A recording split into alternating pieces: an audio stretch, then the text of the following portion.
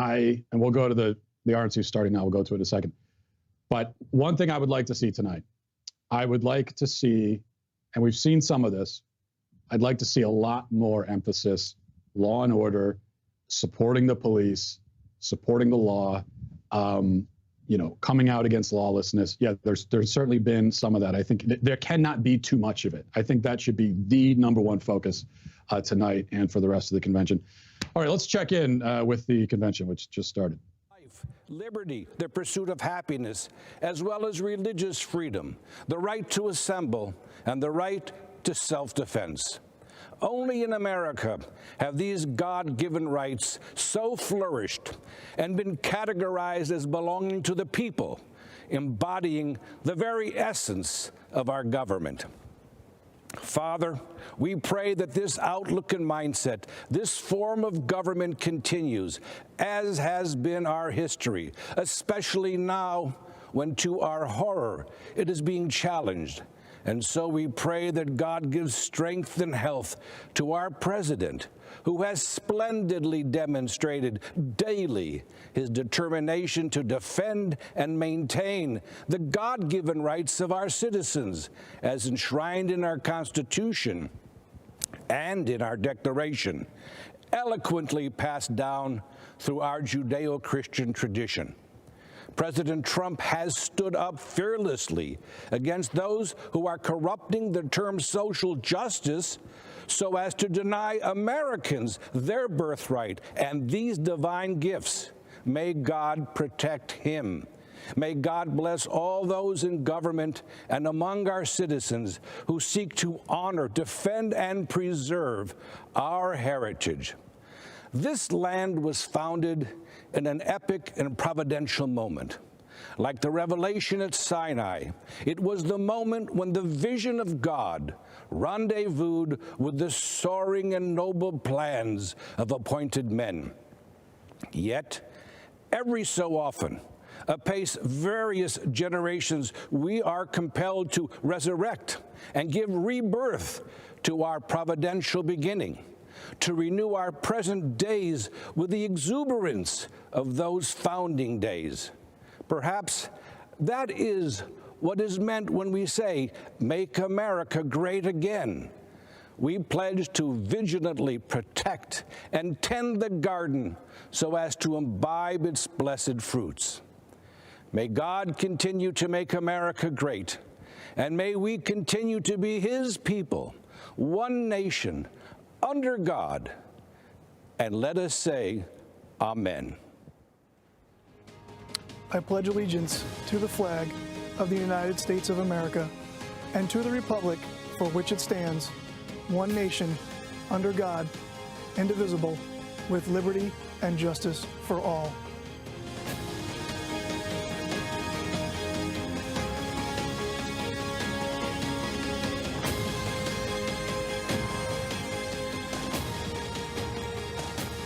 Good evening.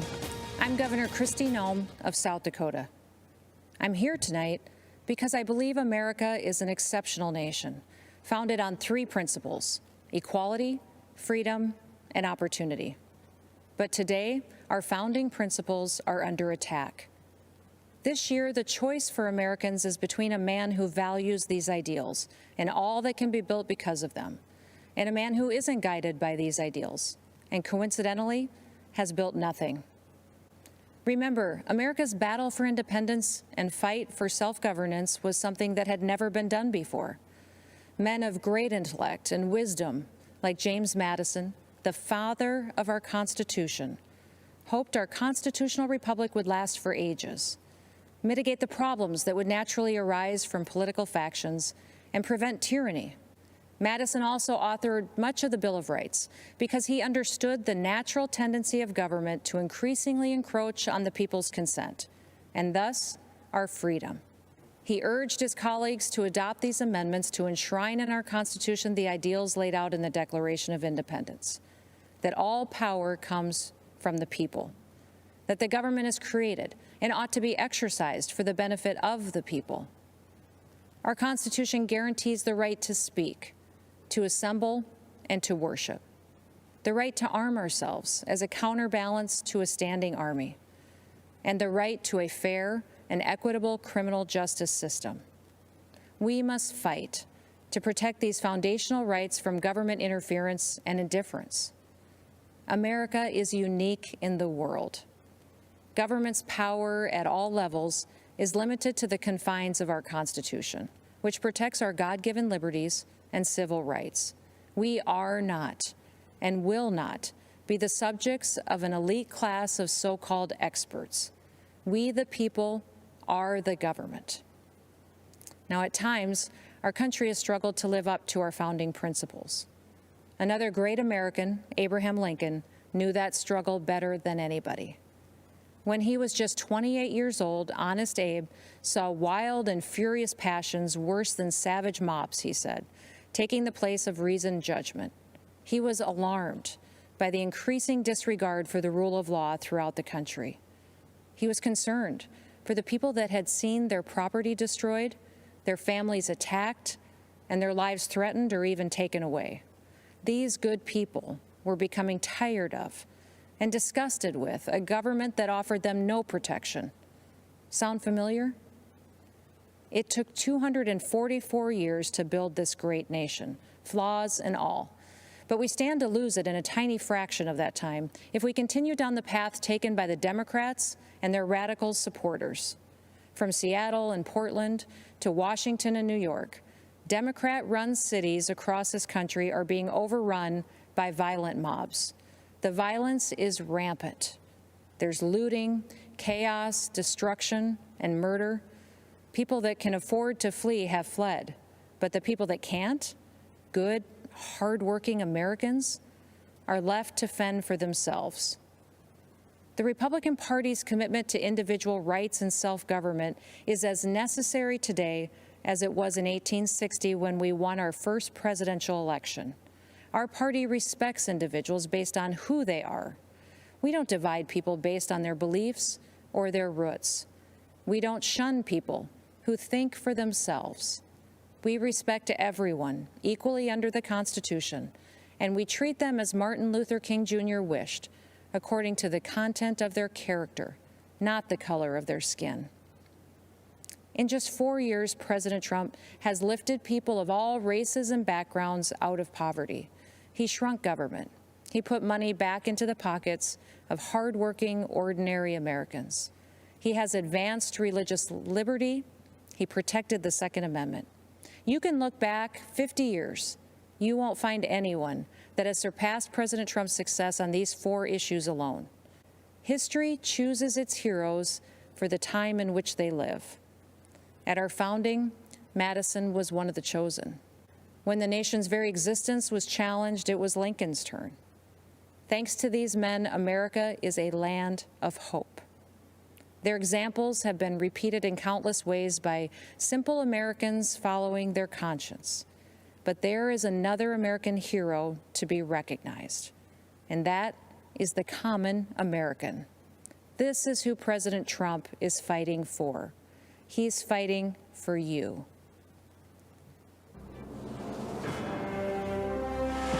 Yeah, that was good. That was a good speech. I don't think it's the kind of thing people will remember down the ages, but I thought it was good. It struck the right note. And on top of that, it's the right tone to have in a speech like this. You know, instead of like the screaming that we saw in some of the speeches earlier in the convention, there does appear to be a consensus in the chat room that Governor Noem is an attractive woman. So there was a consensus on that. There also appears to be a consensus that it was just a good speech and struck the right notes. You know, it's an interesting thing. It's a nice feeling when you listen to a politician give a speech and they actually seem to, you know, like America and not hate it. It's a very different sort of experience than when you watch the Democrats. And, you know, as Americans, we kind of prefer, I don't know about you, but I prefer to have politicians and leaders who don't hate me and hate the country that they're leading.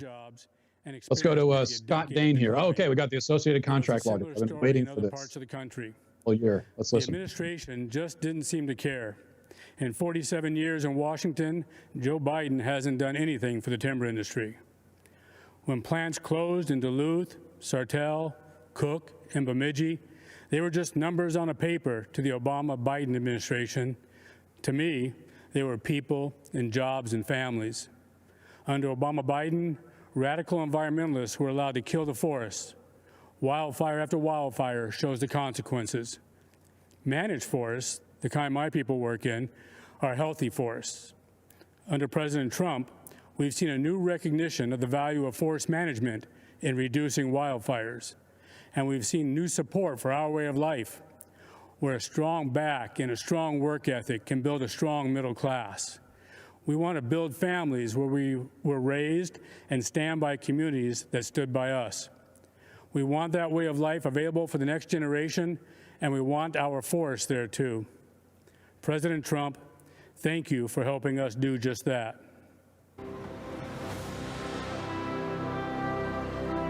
I thought that was exhilarating, personally. Can I just say, I know it was good, though. It was good. I mean, these are people we need to hear from.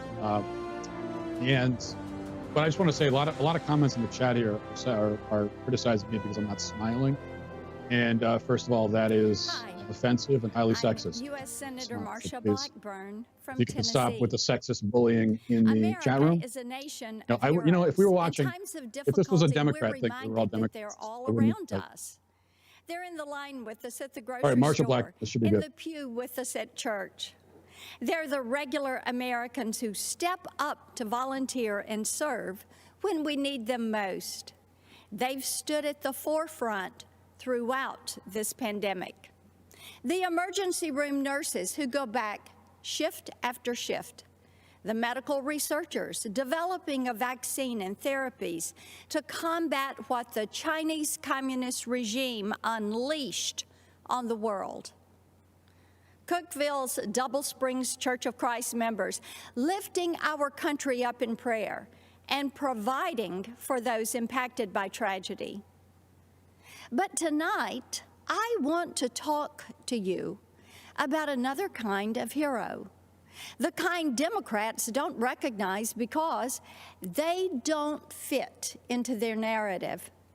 I'm talking about the heroes of our law enforcement and armed services. Leftists try to turn them into villains.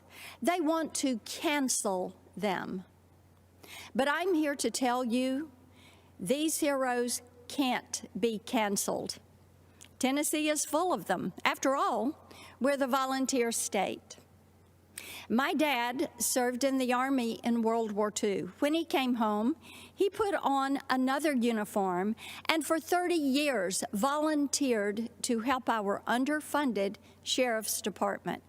I'm reminded of him whenever I see compassion and selflessness in others. When I see law enforcement officers put their lives on the line every single day to keep our communities safe, in spite of the hatred thrown at them.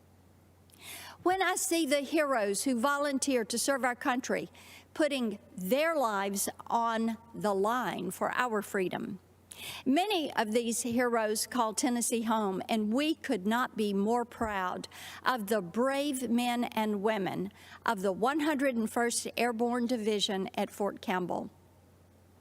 The common thread between them is a deep-seated desire to serve a cause larger than themselves. They don't believe their country owes them anything. They believe they owe their country and their fellow man. As hard as Democrats try, they can't cancel our heroes. They can't contest their bravery, and they can't dismiss the powerful sense of service that lives deep in their souls. So, they tried to defund them, our military, our police, even ICE, to take away their tools to keep us safe. Joe Biden, Kamala Harris, and their radical allies try to destroy these heroes because if there are no heroes to inspire us, government can control us. They close our churches, but keep the liquor stores and abortion clinics open. They say we can't gather in community groups, but encourage protest, riots, and looting in the streets. If the Democrats had their way, they would keep you locked in your house until you become dependent on the government for everything. That sounds a lot like communist China to me. Maybe that's why Joe Biden is so soft on them. Why Nancy Pelosi says that China would prefer Joe Biden. Yep, I bet they would. But President Trump has stood up for our heroes every day. He stood by our law enforcement, our military, and the freedoms we hold dear. He's made good on his promise to put America first. And I hope you will stand with me as we send him back for 4 more years with a clear message to the Democrats: you will never cancel our heroes. I thought, again, I thought that was Marsha Blackburn is one of the maybe 4.5 politicians on the national stage that I don't despise. So I did like that. I like the way she delivers the word cancel. Cancel. You will not cancel. There's a lot of emphasis on that. And also I want to mention Jennifer Lowe in the chat says it's hero night at the RNC. Walsh is the perfect commentator for it. And thank you for that. I know, I am a hero in many ways because to sit and complain into a camera, it's a tough job that literally anyone can do, but I do it. So that is quite heroic. Dan Crenshaw is on. Let's listen to him. Time and again for our freedom and the freedom of others. That's something no other country ever, anywhere can claim.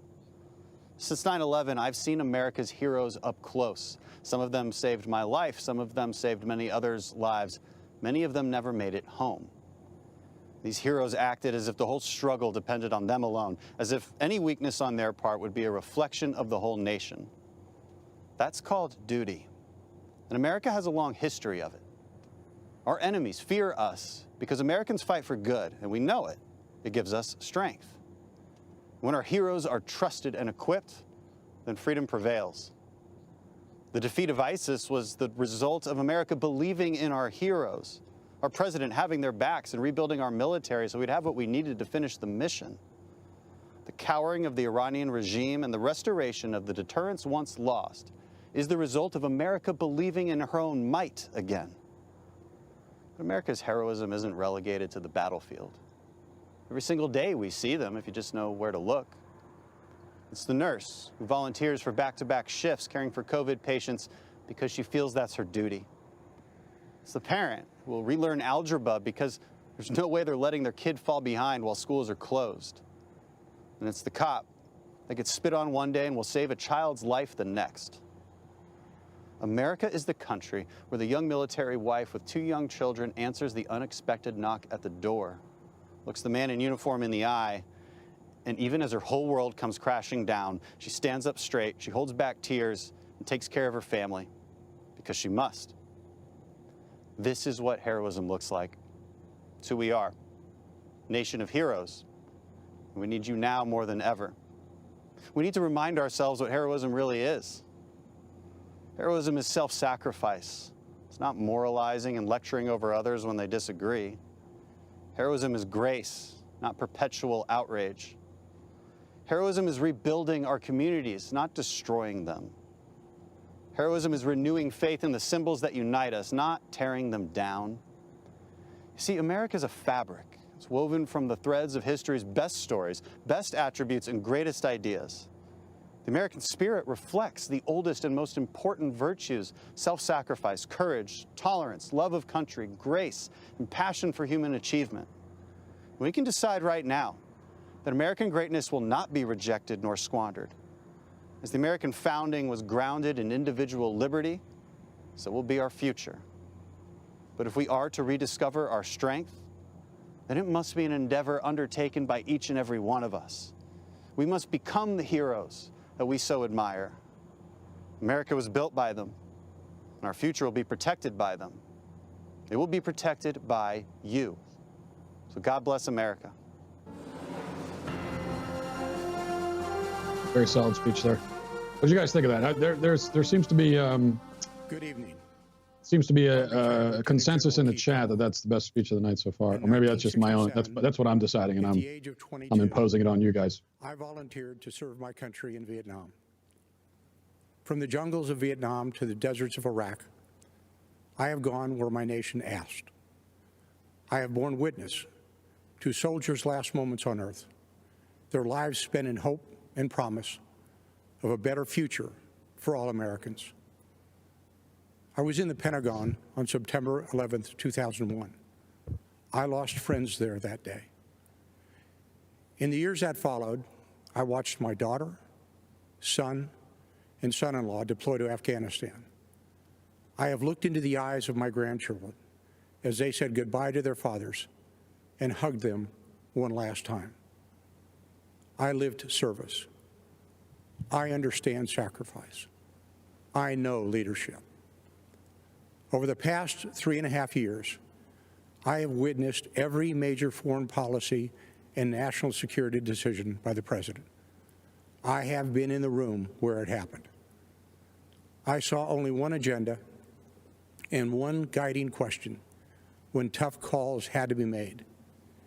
Is this decision right for America?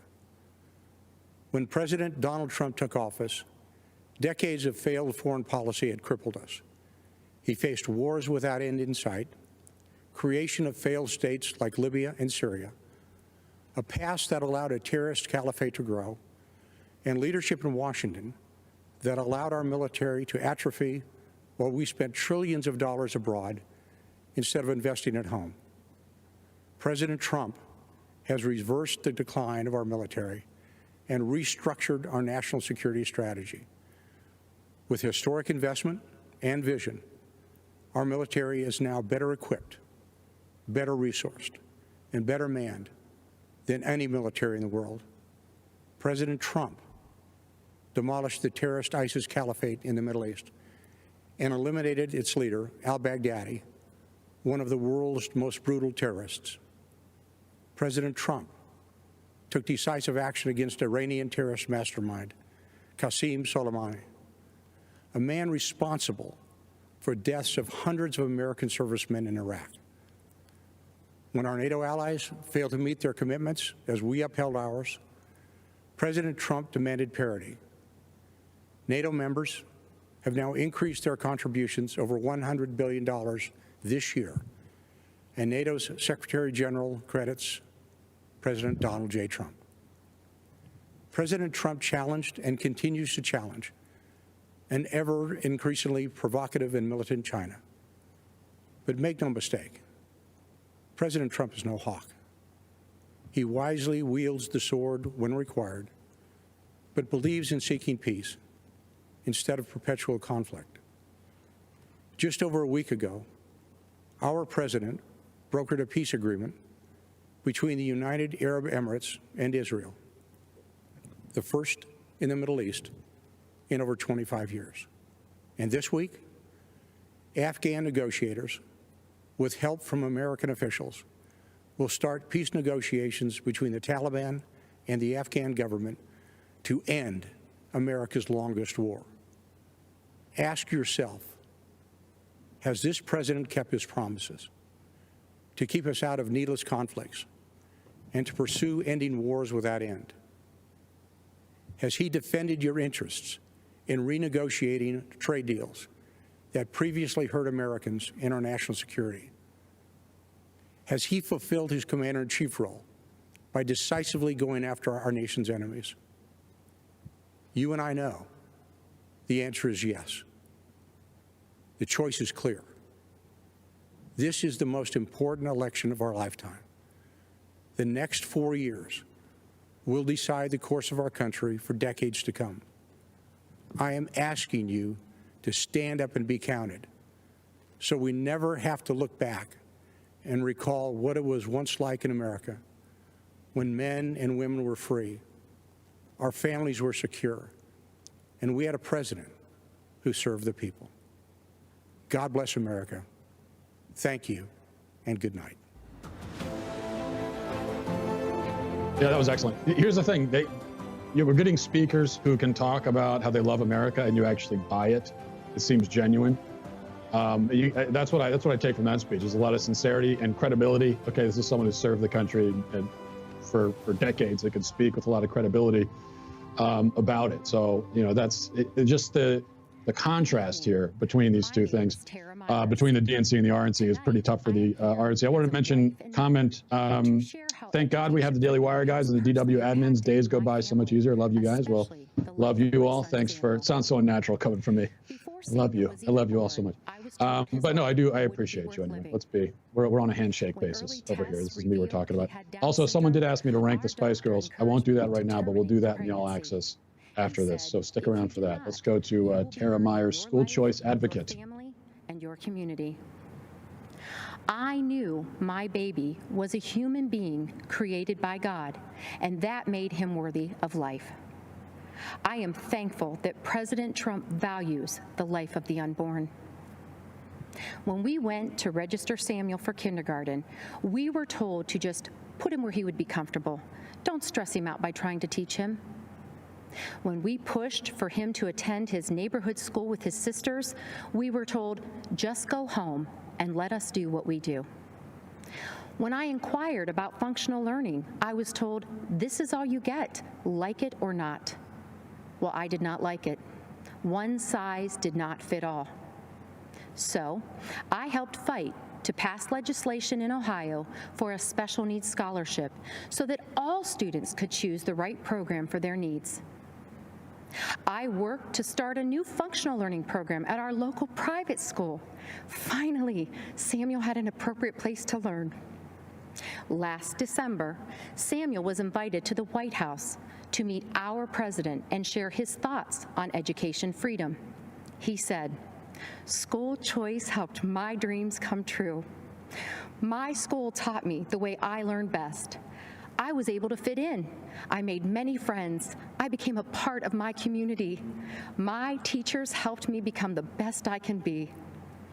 President Trump shook my hand and said, "Wonderful job, Mom. Your son is amazing." Unlike the doctor who told me to end Samuel's life before it even began, President Trump did not dismiss my son. He showed Samuel he valued him and was proud of what he accomplished. President Trump gave Samuel an equal seat at the table. Tonight, I would like to extend my thanks to President Trump and his administration for their work towards making every student's dream of a meaningful education a reality, and for fighting to ensure every child in America has an equal seat at the table of education freedom and an equal opportunity in life. Thank you, and may God bless America. School choice, good issue. There was a comment in the chat saying they need to talk about the riots more, and I agree. I think they should cut to a live feed of the riots in Wisconsin, just periodically. In between each speech, they should go to, and I'm not even kidding. I think that that's something that should be emphasized more than it's being right now. That had one criticism. I know they're trying to stay positive and all of that, but all right, let's go to some of the comments here. They're doing a package right now, and what is this, about women's suffrage? Okay, we can talk over that, can't we? You guys don't need to hear about women's suffrage. So suffrage in general, voting rights in general, not just women's stuff. All right, we'll listen to suffrage a little bit. Let's go ahead. As delegates for an anti-slavery convention, but upon arrival, were told they could not speak or vote at the male-dominated event. On July 9, 1848, Mott, Stanton, and 3 other women met for tea. By the end of the day, they'd formed a coalition with the sole purpose of gaining the right for women to vote, so they in turn would be free to fight for the freedoms of others. Women across America united and formed activist groups working tirelessly to win the vote for American women. The unconquerable Susan B. Anthony became one of the most visible leaders of women's suffrage when Susan B. Anthony, I don't know if you guys heard that, she's been canceled. She did not, her views were not quite enlightened enough 100 years ago. She's gone, canceled. She was arrested for illegal voting. At the request of Susan B. Anthony, Senator A.A. Sargent introduced the 19th Amendment in 1878. The Susan B. Anthony Amendment was submitted and defeated 4 times, but women continued to fight. Sojourner Truth and many other black suffragettes defied segregation, fighting for all women's voices to be heard and allowed to vote. For the 2 years prior to ratification, the Silent Sentinels quietly picketed the White House. Finally, when Republicans regained control of Congress, on August 26, 1920, the Equal Suffrage Amendment was signed into law. Women's suffrage movement took 72 honestly, I gotta be honest with you guys. and would change It's a the waste of lives time. of This whole thing right here. forever. It's a total waste of The time. victory Okay. was achieved Yes. peacefully Okay. without Republicans the are in efforts of favor of women voting. patriots Great. Everyone and the is. democratic We don't need your. process. This is 100 time right days now where later, you could be. in a bold Let's go to a live declaration feed of rights for Wisconsin. Let's see women, what's happening. The President Trump Democrat-supported granted rioters a full destroying the city. pardon to That's Susan going to move the B. needle. Anthony Like on the no one is 100th going to. No one is anniversary watching this right now and 19th saying to themselves, Amendment's "Oh, I got to vote." ratification. Turns out Women's Republicans are. suffrage was born from a Hey, honey, did you know desire to Republicans fight are in for the favor of freedom women of voting? others. I didn't know that. Well, let's vote for them then. Patriots That's not of going to happen. This is America just, will it's just band kind of together pointless once again. filler and with pandering, one unified voice, we will vote and for completely freedom. unneeded. This is what I would call the first real Republican moment of the RNC tonight. Total waste of time, filler, fluff, trying to suck up. They could be doing something better. Let's hope. Okay, let's go. All right, this should be better. Let's listen to You this. may know me as a supporter of President Trump, but tonight I'm here to share with you how he supported me, both as a new mom and as an American with a pre-existing condition. When I was 21 years old, I got a call that changed my life. It was my doctor informing me that I had tested positive for the BRCA2 genetic mutation, a mutation that put my chances of breast cancer at 84%. It was the same mutation that my mom had, compelling her to get a preventative double mastectomy, removing her breast tissue, but protecting her from a disease that has taken far too many of our mothers, our sisters, our friends. In my family, 8 women alone were diagnosed with breast cancer, several in their young 20s. I now faced the same prospect. For nearly a decade, I was routinely at Moffitt Cancer Center, getting MRIs, ultrasounds, and necessary surveillance. During these visits, I crossed paths with brave women battling cancer and fighting through chemotherapy. They were a testament to American strength. They are American heroes. On May 1st, 2018, I followed in my mother's footsteps, choosing to get a preventative mastectomy. I was scared. The night before, I fought back tears as I prepared to lose a piece of myself forever. But the next day, with my mom, dad, husband, and Jesus Christ by my side, I underwent a mastectomy, almost eliminating my chance of breast cancer, a decision I now celebrate. Breast reconstruction has advanced remarkably. While it is an individual's decision, my doctor and I chose a course of surgery that left me virtually unchanged. But more important than physical results, I developed a strength and a confidence that I carry with me. During one of my most difficult times, I expected to have the support of my family, but I had more support than I knew. As I came out of anesthesia, one of the first calls I received was from Ivanka Trump. As I recovered, my phone rang again. It was President Trump calling to check on me. I was blown away. Here was the leader of the free world caring about my circumstance. At the time, I had only met President Trump on a few occasions. But now, I know him well, and I can tell you that this president stands by Americans with pre-existing conditions. In fact, President Trump called me this morning. I spoke with him several times today, and he told me how proud he was of me for sharing this story. The same way President Trump has supported me, he supports you. I see it every day. I've heard him say the hardest part of his job is writing to loved ones of fallen soldiers. I've seen him offer heartfelt outreach to grieving parents who lost their children to crime in the streets. And I've watched him fight for Americans who lost their jobs. President Trump fights for the American people because he cares about stories like these. I have a 9-month-old daughter. She's a beautiful, sweet little girl. And I choose to work for this president for her. When I look into my baby's eyes, I see a new life, a miracle for which I have a solemn responsibility to protect. That means protecting America's future, a future President Trump will fight for, where our neighborhoods are protected, where life is sacred, where God is cherished, not taken out of our schools, removed from our pledge, and erased from our history.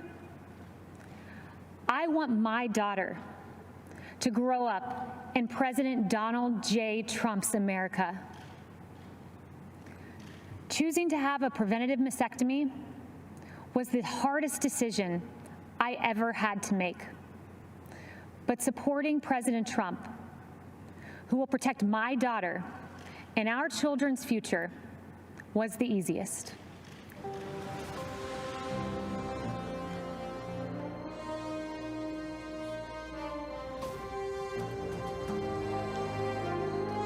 Yeah, what'd you guys think of that one?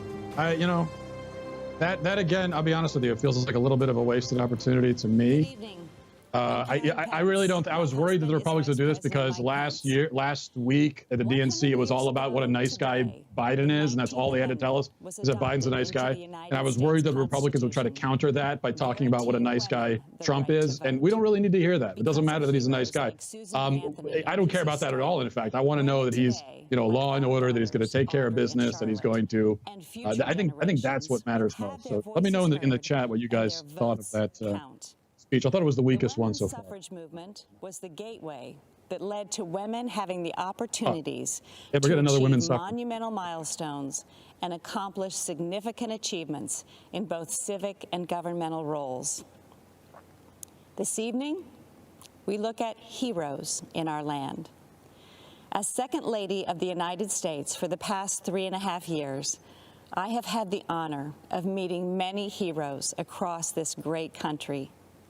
The Pences are a military family. Our son Michael serves in the United States Marines, and our son-in-law Henry serves in the U.S. Navy.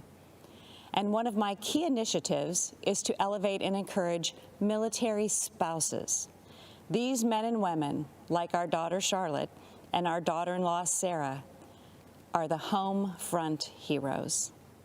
I have been privileged to hear so many stories of selfless support, volunteer spirit, and great contributions to the armed forces and our communities. Military spouses may experience frequent moves and job changes, periods of being a single parent while their loved one is deployed, all while exhibiting pride, strength, and determination, and being a part of something bigger than themselves. To all of the military spouses, thank you. President Trump and Vice President Pence have been supporting our United States Armed Forces, including our military families, on a significant scale. While traveling throughout our nation to educate military spouses about policy solutions that President Trump has promoted involving real, tangible progress in military spouse employment, I have been inspired to meet heroes like Lisa Bradley and Cameron Cruz. These military spouses decided to start their own business, Our Riveter, named after the Rosie the Riveter campaign used to recruit women workers during World War II. Our Riveter makes beautiful handbags designed and manufactured exclusively by military spouses. And many of those spouses live all over the country. They prepare and send their section of the bags to the company located in North Carolina, where the final product is assembled. Military spouse hero Jalon Hall Johnson in Billings, Montana, is a culinary artist who had dreamed of starting her own restaurant. Working with the Small Business Administration's Development Center, Jalon started her restaurant, the Sassy Biscuit. And she just opened a second restaurant in Dover, New Hampshire. And as the Second Lady, I've also been able to bring awareness to a form of therapy for our heroic veterans suffering from PTSD. Art therapy, facilitated by a professional art therapist, is especially effective with post-traumatic stress disorder. Master Gunnery Sergeant Chris Stowe, a Marine veteran I met in Tampa, who deployed for combat in Iraq and Afghanistan, said nothing had helped him deal with the trauma from his service in the Marines until he finally agreed to meet with the art therapist at Walter Reed Medical Center. Chris credits art therapy with saving his marriage and his life. And Chris went on to establish a glass-blowing workshop to help other vets. Many of our veteran heroes struggle as they transition back into civilian life, and sometimes the stress is too difficult to manage alone. A few weeks ago, I had the honor of speaking with some amazing Americans who answer the Veterans Crisis Line. One in particular, Sydney Morgan, especially impacted me.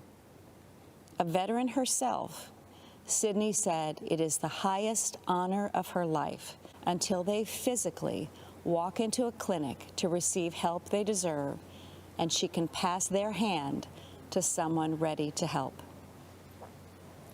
In these difficult times, we've all seen so many examples of everyday Americans reaching out a hand to those in need, those who, in humility, have considered others more important than themselves. We've seen healthcare workers, teachers, first responders, mental health providers, law enforcement officers, grocery and delivery workers, and farmers, and so many others. Heroes all. 100 years ago, women secured the right to vote. So let's vote, America. Let's honor our heroes. Let's re-elect President Trump and Vice President Pence for 4 more years. God bless our heroes, and God bless the United States of America. All right. I mean, look, it's the Second Lady giving a speech. You know, it's not gonna be fire and brimstone from the Second Lady or the First Lady. So I guess she did. But you know, we're hitting a lull right now with these speeches. I just want to say, look, I know that it can't. That if it were up to me, it would be nothing but fire and brimstone the entire time. I know we can't do that, but yet, listen, the RNC gets 3 to 4 hours of primetime coverage. While Democrats are burning down a city in Wisconsin. I feel like they should be making better use of this opportunity. We got Kellyanne Conway. It's been a century worth celebrating, but also a reminder that our democracy is young and fragile. Did you talk about women's suffrage again? A leadership role can still seem novel. Guys. Not so for President Trump. For decades, he has elevated women to senior positions in business and in government. We don't need this. We don't need to hear about him elevating women. No one cares right now. And insists that we are on equal footing with the men. President Trump helped me shatter a barrier in the world of politics by empowering me to manage his campaign to its successful conclusion. With the help of millions of Americans, our team defied the critics, the naysayers, the conventional wisdom, and we won. For many of us, women's empowerment is not a slogan. It comes not from strangers on social media or sanitized language in a corporate handbook. It comes from the everyday heroes who nurture us, who shape us, and who believe in us. I was raised in a household of all women. They were self-reliant and resilient. Their lives were not easy, but they never complained. Money was tight, but we had an abundance of what mattered most: family, faith, and freedom.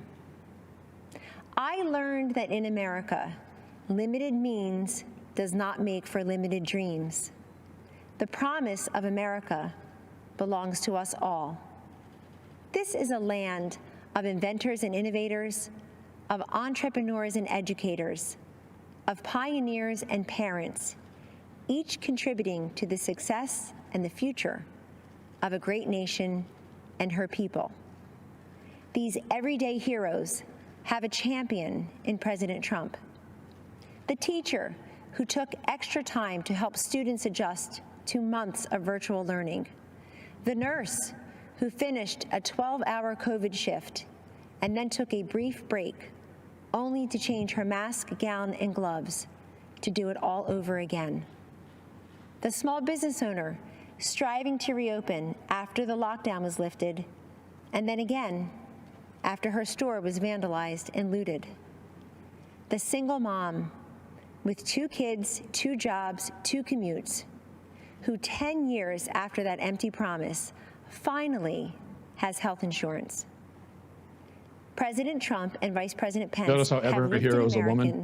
We get provided them with dignity, opportunity, and results.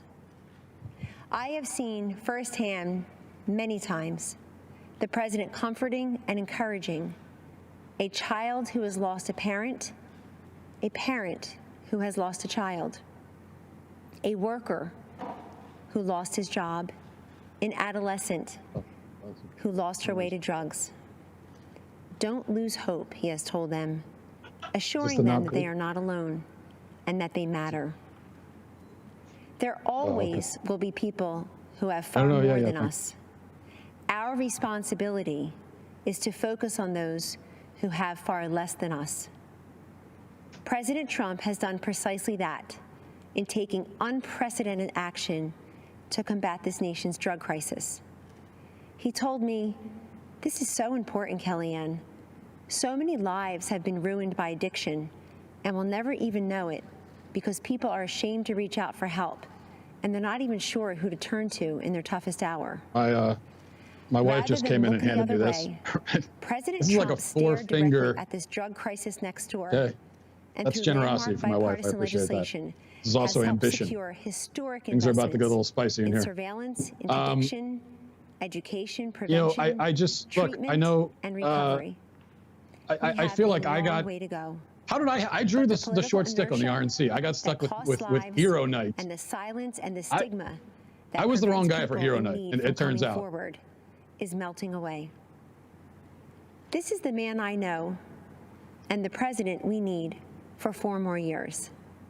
He picks the toughest fights and tackles the most complex problems.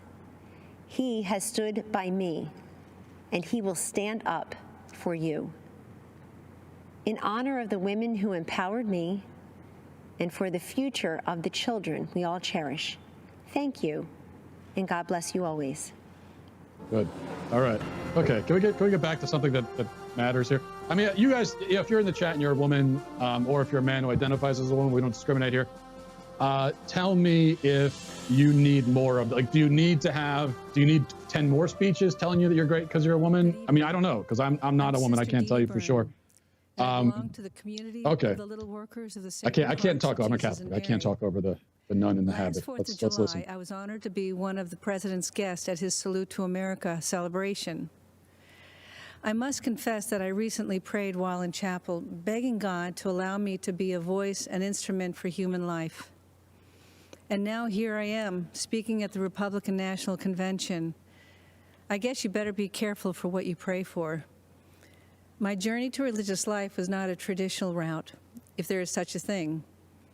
In 1978, as a medical school student at Georgetown University, I joined the Army to help pay for my tuition and ended up devoting 29 years to the military, serving as a doctor and a surgeon in places like Afghanistan and Egypt's Sinai Peninsula.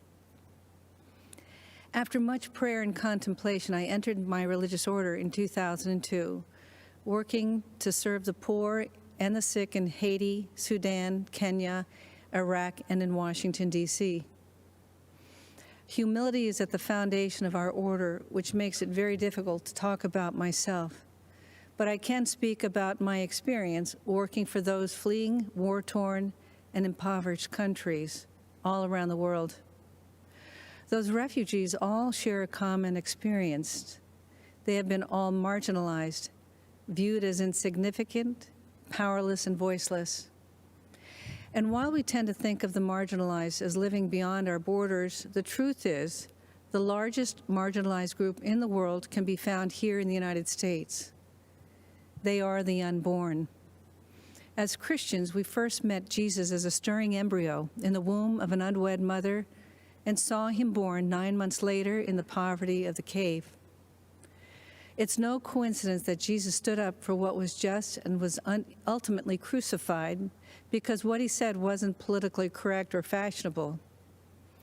As followers of Christ, we are called to stand up for life against the politically correct or fashionable of today. We must fight against a legislative agenda that supports and even celebrates destroying life in the womb. Keep in mind, the laws we create define how we see our humanity. And we must ask ourselves, what are we saying when we go into a womb and snuff out an innocent, powerless, voiceless life? As a physician, I can say without hesitation, life begins at conception. While what I have to say may be difficult for some to hear, I am saying it because I'm not just pro-life, I'm pro-eternal life, and I want all of us to end up in heaven together someday. Which brings me to why I'm here today. Donald Trump is the most pro-life president that this nation has ever had, defending life at all stages. His belief in the sanctity of life transcends politics. President Trump will stand up against Biden-Harris, who are the most anti-life presidential ticket ever, even supporting the horrors of late-term abortion and infanticide. Because of his courage and conviction, President Trump has earned the support of America's pro-life community. Moreover, he has a nationwide of religious standing behind him. You'll find us here with our weapon of choice, the rosary. So thank you, Mr. President. We are all praying for you. First one I applaud. Excellent speech. Excellent speech. A little bit of Catholic bias for me. Many of you might know me as Coach Holtz, or maybe that football guy. It is a pleasure. Now we have a football coach. I can't talk over a football coach either. For me to explain why I got to find someone to talk over eventually. President Trump is a consistent winner, an outstanding leader, and deserves to be reelected as our president. First, I want you to know that I grew up in a one-bedroom house in West Virginia. I may have been poor, but the lessons my parents taught me were priceless. They taught me that life is about making choices. Wherever you are, good or bad, don't blame anyone else. Go get an education. Get to work. You can overcome any obstacles. And always remember that in this great country of ours, anyone can amount to something special. I lived by those principles of hard work and responsibility my whole life, living out the American story. And it works. But there are people today, like politicians, professors, protesters, and of course, President Trump's naysayers in the media who like to blame others for problems. They don't have pride in our country. And because they no longer ask, what can I do for my country? Only what the country should be doing for them. They don't have pride in themselves. That's wrong. When I was an officer in the Army, I served with so many great Americans who embraced their responsibility to our country. I'm so proud of their sacrifices and the opportunity it has provided for so many millions. America remains a land of opportunity, no matter what the other side says or believes. You know, there's a statue of me at Notre Dame. I guess they needed a place for the pigeons to land. But if you look closely, you will see these three words there: trust, commitment, and love. All my life, I've made my choices based on these Wasn't three smart to bring words. up the statue. I use these three rules. That's coming down now. About everything. My beloved wife of 59 years, athletes I coached, and of course, politicians, even President Trump. I ask myself three things. One, can I trust them? When a leader tells you something, you got to be able to count on it. That's President Trump. He says what he means what he says. and he's done what he said he would do at every single turn. One of the important reasons he has my trust is because nobody has been a stronger advocate for the unborn than President Trump. The Biden-Harris ticket is the most radically pro-abortion campaign in history. They and other politicians are Catholics in name only and abandon innocent lives. President Trump protects those lives. I trust President Trump. The second question I ask is, are they committed to doing their very best? President Trump always finds a way to get something done. If you want to do something bad enough, you will find a way. If not, you'll find an excuse. And excuses are a lot easier to find than solutions. President Trump finds solutions. President Trump is committed.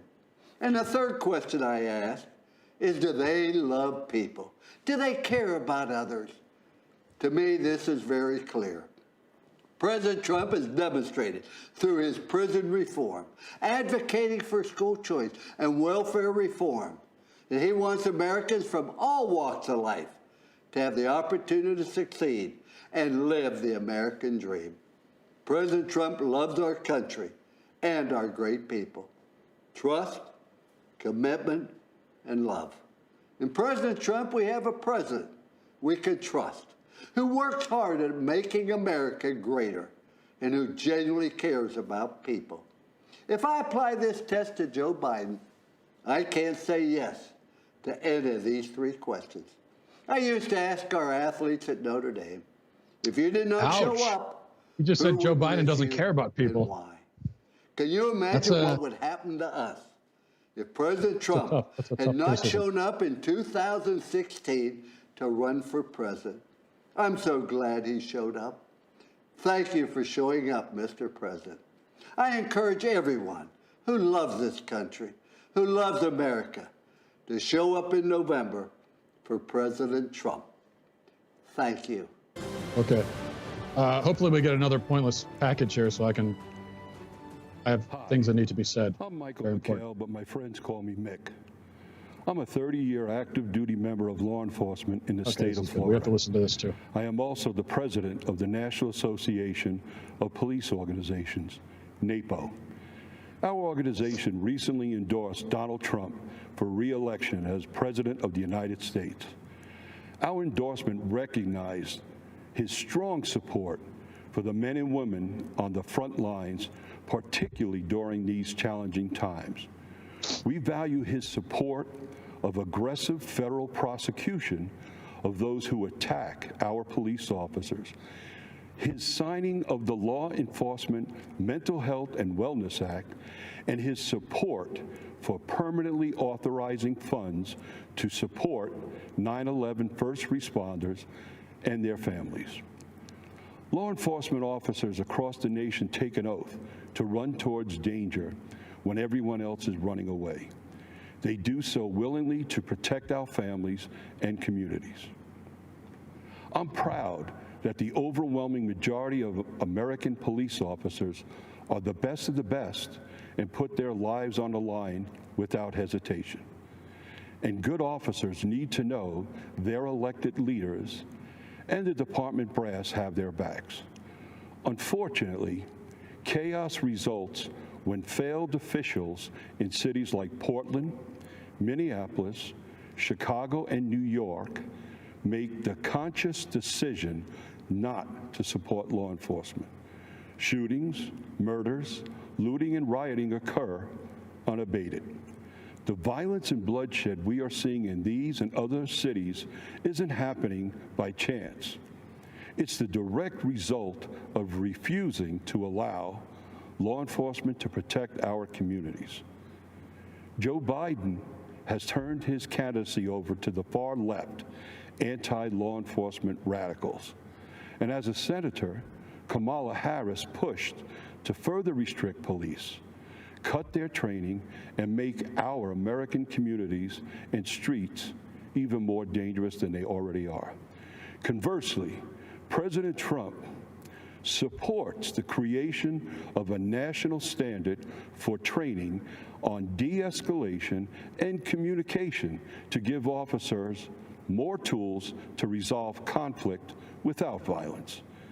The differences between Trump, Pence, and Biden-Harris are crystal clear. Your choices are the most pro-law enforcement president. I do like this man's hair. We've ever had. He's got very. This is like the police. The most radical the police haircut in history. You see him and you immediately know that this guy is a cop. The safety of their family and loved ones to join the hundreds of thousands of members of the National Association of Police Organizations and support the re-election of President Donald J. Trump. Thank you, and God bless America. Okay. A couple things that need to be said here. So whoever's going on next, I'm sorry, I'm talking over you. One quick note. That nun that you saw, the best speech of the night, that is a real nun. I want you to know, because they had a fake nun at the DNC and she was praying to the sky goddess or whatever the hell she was doing. And she wasn't wearing the habit, and that's a feminist nun. She's not real. What you just heard there is a real nun. And I knew immediately, as soon as I saw the habit and she was coming up to speak, I knew we were going to, who we got? A Representative Elise Stefanik? Okay, I'll talk over her. Sorry. We'll get to her in a second. So that's a real nun, first thing. Second thing, just a quick couple of programming notes. If you want to participate in the chat, a lot of great comments here. dailywire.com/subscribe, coupon code ALLACCESS, or, right, is it the coupon code ACCESS? Coupon code ACCESS, I think. They'll tell me my ear in a second. And yes, coupon code ACCESS. And also, go to YouTube, go to my YouTube channel, youtube.com/The Matt Walsh Show. Subscribe to my show. Do that right now. I absolutely demand that you do it. And quickly, Steven writes a comment and says, Matt's wife watching the convention downstairs knew how much Matt was suffering and poured him a 4-finger whiskey. That is a good woman. And I absolutely agree. That's a good, in fact, she texted me just a second ago and said that she knew that this was, we were hitting a lull in the convention. So she thought she'd pour me a nice whiskey. And so my thanks to that. That's how you know you have a good wife. If she knows you're having a hard day, she'll just pour you a whiskey. And we'll go to some of the comments here in just a second, but let's check in with Representative Elise Stefanik. I learned the values of hard work and determination. I was the first person in my immediate family to graduate from college, ran for Congress to serve upstate New York, and am proudly the youngest Republican woman elected to Congress in history. I am honored to support President Trump for re-election because I know that he is the only candidate who will stand up for hardworking families and protect the American dream for future generations. Since his first day in office, President Trump has fought tirelessly to deliver results for all Americans, despite the Democrats' baseless and illegal impeachment sham and the media's endless obsession with it. I was proud to lead the effort standing up for the Constitution, President Trump, and most importantly, the American people. This attack was not just on the president. It was an attack on you, your voice, and your vote. But the American people were not swayed by these partisan attacks. Our support for President Trump is stronger than ever before. We know what's at stake in this historic election. Americans from all walks of life are unified in support of our president. It's why more Republican women than ever are running for office this year. We understand that this election is a choice between the far-left Democratic socialist agenda versus protecting and preserving the American dream. President Trump is working to safely reopen our Main Street economy. He understands that the engine of our country is fueled by the ingenuity and determination of American workers, entrepreneurs, and small businesses. Joe Biden wants to keep them locked up in the basement and crush them with $4 trillion in new taxes. We face a critical choice. Joe Biden's far-left failed policies of the past 47 years, or President Trump, who will stand up for the American people and the Constitution. I believe in the wisdom and spirit of the American people to elect the only candidate who is capable of protecting the American dream. President my wife texts and says, "How the hell did you get women's night?" Thank you to the North Country for the Good opportunity question. to serve This is, as I'm your voice, I'm punished yet again. his re-election. Like it wasn't God enough. They're trying to bless the finish me United off. States of This is the greatest country on plot. earth. Democrats now have women's night. Okay, well that was good. I was paying very close attention to that. Speaking of watching, and you know, women who are very, very empowered. I have a couple on my YouTube channel. I mentioned youtube.com/The Matt Walsh Show. I've got a couple of videos there you can check out where I review Samantha Bee, feminist comedian. Who's the other one? Now I'm blanking on her name. No, the other. Who's the other one? Hannah Gadsby. Hannah Gadsby as well, and reacting to their comedy. And it's go check that out. A very loving community and many skilled doctors, I made it. It took me over a year to recover. My first public outing in a wheelchair was to a professional baseball game. You know, before my accident, I was 6'3". I stood out in the crowd. But as I wheeled through the stadium, I felt invisible. At 20, I thought about giving up.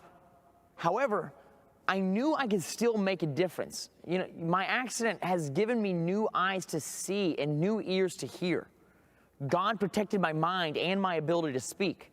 So I say to people who feel forgotten, ignored, and invisible, I see you.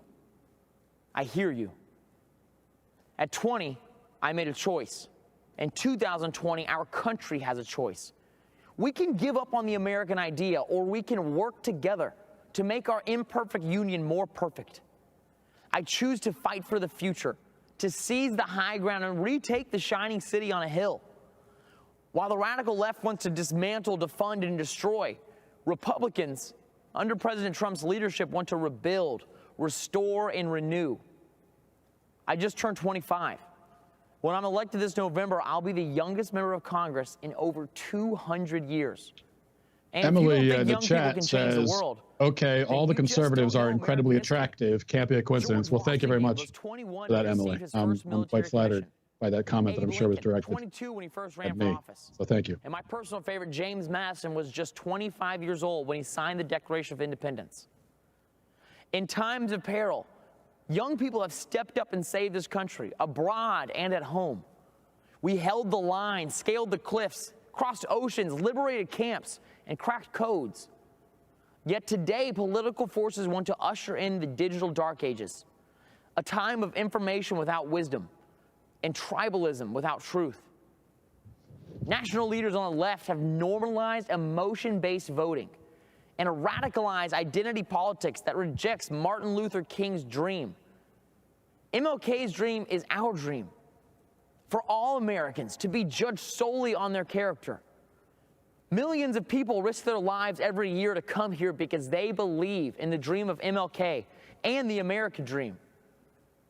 Join us as we, the Party of Freedom, double down on ensuring the American dream for all people. We are committed to building a new town square. It welcomes all ideas and all people. Here we will have freedom of speech, not freedom from speech. To liberals, I say let's have a conversation.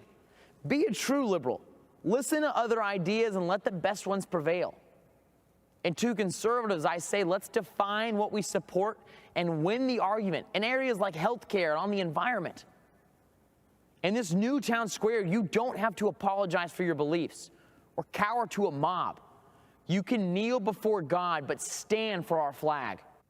The American idea my ancestors fought for during the Revolutionary War is just as exciting and revolutionary today as it was 250 years ago. I say to Americans who love our country, young and old, be a radical for freedom. Be a radical for liberty.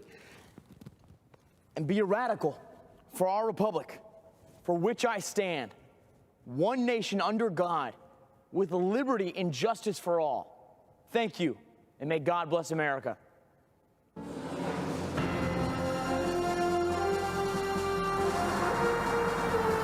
That's a great moment.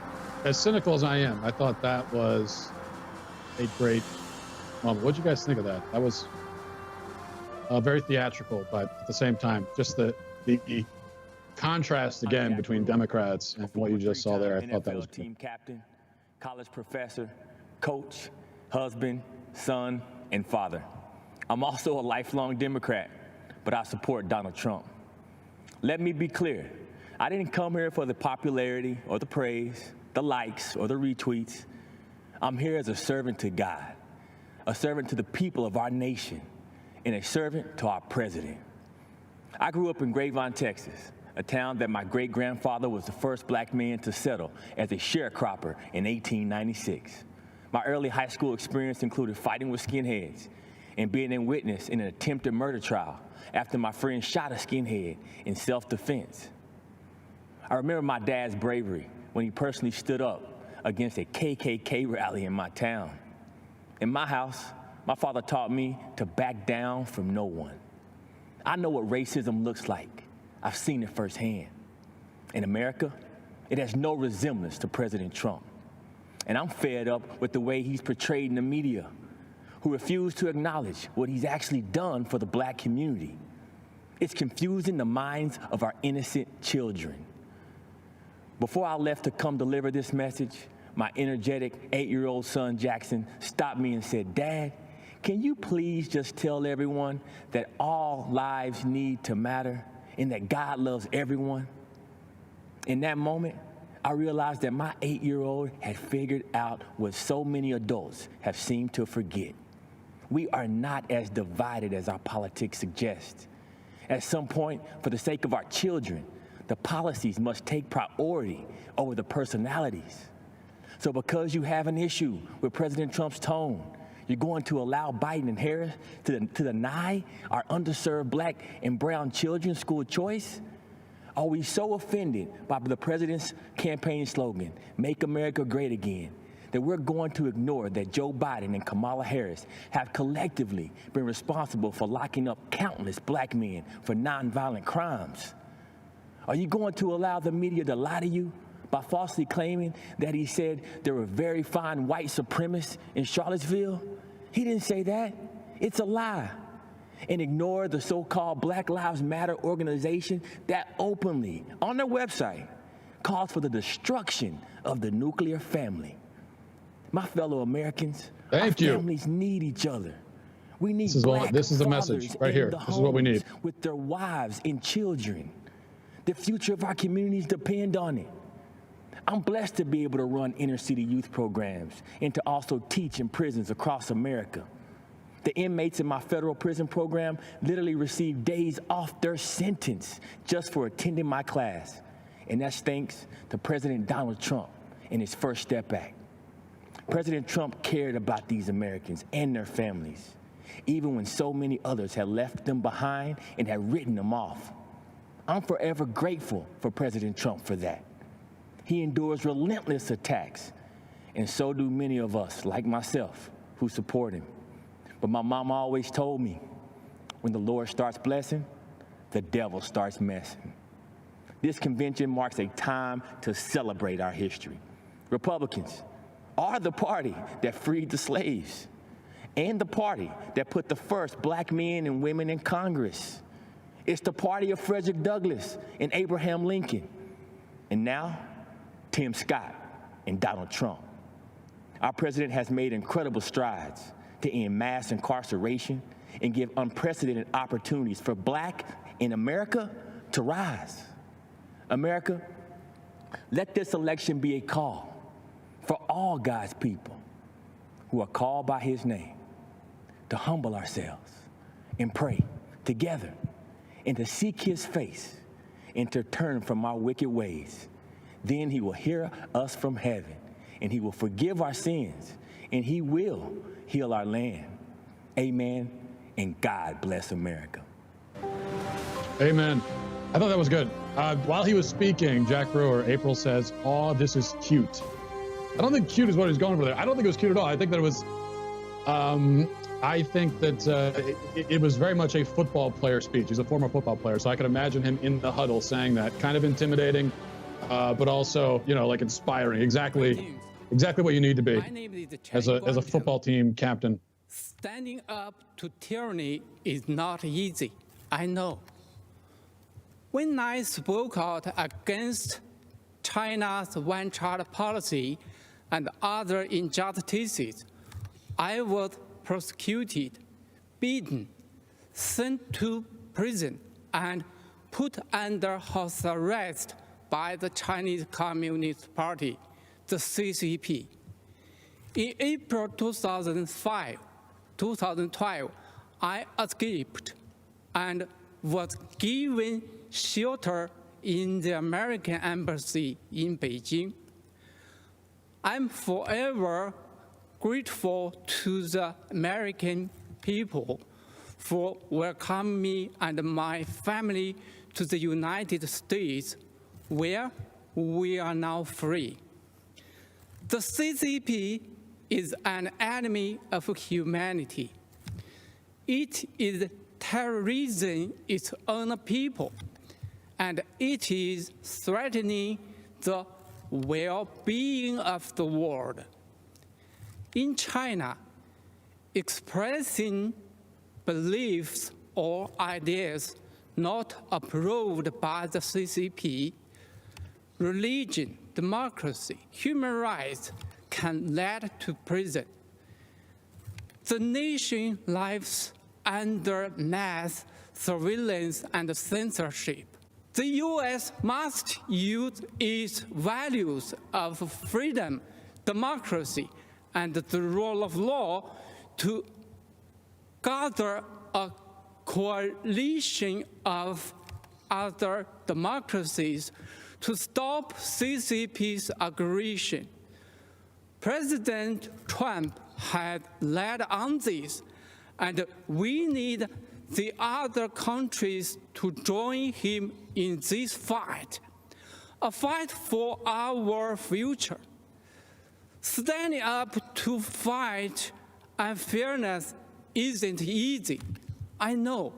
So does President Trump, but he has shown the courage to wage that fight. We need to support, vote, and fight for President Trump for the sake of the world. Thank you.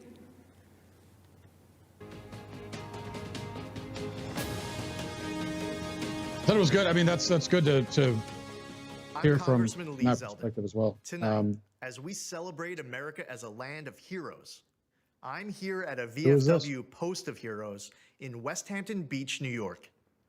I've seen amazing Americans in action, raised in a law enforcement family, deployed to Iraq as an 82nd Airborne paratrooper, and serving today in the Army Reserve. My generation of post-9/11 veterans has huge shoes to fill, following our greatest generation that fought tyranny and saved the world. All over our country, everyday heroes serve and sacrifice for the greater good. Farmers, truckers, craftsmen. So tell me, guys, okay, who do you think, not to talk over Representative Zeldin, with all due respect, who do you think are the stars of the night so far? And if you're in the All Access chat, you go to dailywire.com/subscribe, coupon code ACCESS. You could sign up right now. Tell me who you think the big stars are. Here's my list so far. I'll give you the top three. Okay. I think number one, the nun. Number two, the football player. Number three, me. So that's kind of how I'm ranking it. But I'd like to know what you guys, how are you ranking the speaker so far? Give me your top three to top five. Fearing dire permanent consequences, even if she did. Through the miracles of modern medicine, power of prayer, and her will to live, my daughters are now starting high school and doing great, with no long-term effects from those frightful months in the NICU. So when I learned my county's PPE stockpile was depleted, I immediately thought of those healthcare workers who saved my baby girls. Jared Kushner and I were on the phone late into that Saturday night. The very next day, President Trump announced he was sending us 200,000 N95 masks. He actually delivered almost 400,000. That number quickly grew to 1.2 million masks, gowns, and more. The president sent thousands of ventilators to New York. He deployed the USS Comfort and converted the Javits Center to a field hospital. His administration authorized our lab testing requests at blinding speed. During a once-in-a-century pandemic, an unforeseeable crisis sent to us from a faraway land, the president's effort for New York was phenomenal. For our nation to emerge even stronger, more prosperous, freer, and more secure than ever, to make our country greater than ever before, we must okay, re-elect Melissa President in the chat. Trump. I asked two of the stars of the night so far. Melissa in the chat says #1 star of the night is Mrs. Walsh, my wife, coming in clutch with the whiskey, and #2 is the football player. And then we also have a vote for Melissa, my Walsh, my Walsh. #2 football player, #3 the Chinese speaker, and #1 Lou Holtz, then football player, then none. Is not an option. Seems like the none is really none and football player are really resonating. Very proud to have President Trump in office here. He's the best we've ever had. He's done the most for any president ever done. He's always there trying to take care of veterans, giving veterans what they need. The turnaround times have increased since Trump has taken over. You had to fight 15 years for benefits, but once he came into office, you had like 90 days. You turned your paperwork in, at least you had some kind of answer. I waited months for a signature on a piece of paper to get a prosthetic leg fixed. And now it's a lot better turnaround. But before, it was a 5-year waiting process to appeal. So I mean, how long do we have to wait for benefits? I waited 20 years to file. Rapidly was approved for medical, and then turned right around and got disability. I was thinking it was going to be several years worth of waiting to hear. He's accomplished a lot in 3.5 years. And it helps the American people, and he has done a lot for veterans, for the middle class. I chose to serve my country. If I could do it, I would do it all over again. Especially for this president. I mean, he's the kind of president you'd run through a brick wall if he asked you to. Went through many presidents, but this one I can say is the best president we've ever had and ever will have, I believe.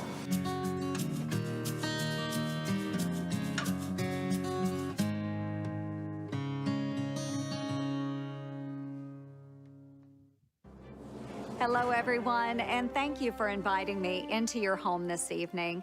It's truly a privilege. My name is Joni Ernst. I was raised on a small family farm here in Iowa, where I learned the importance of faith, hard work, and service.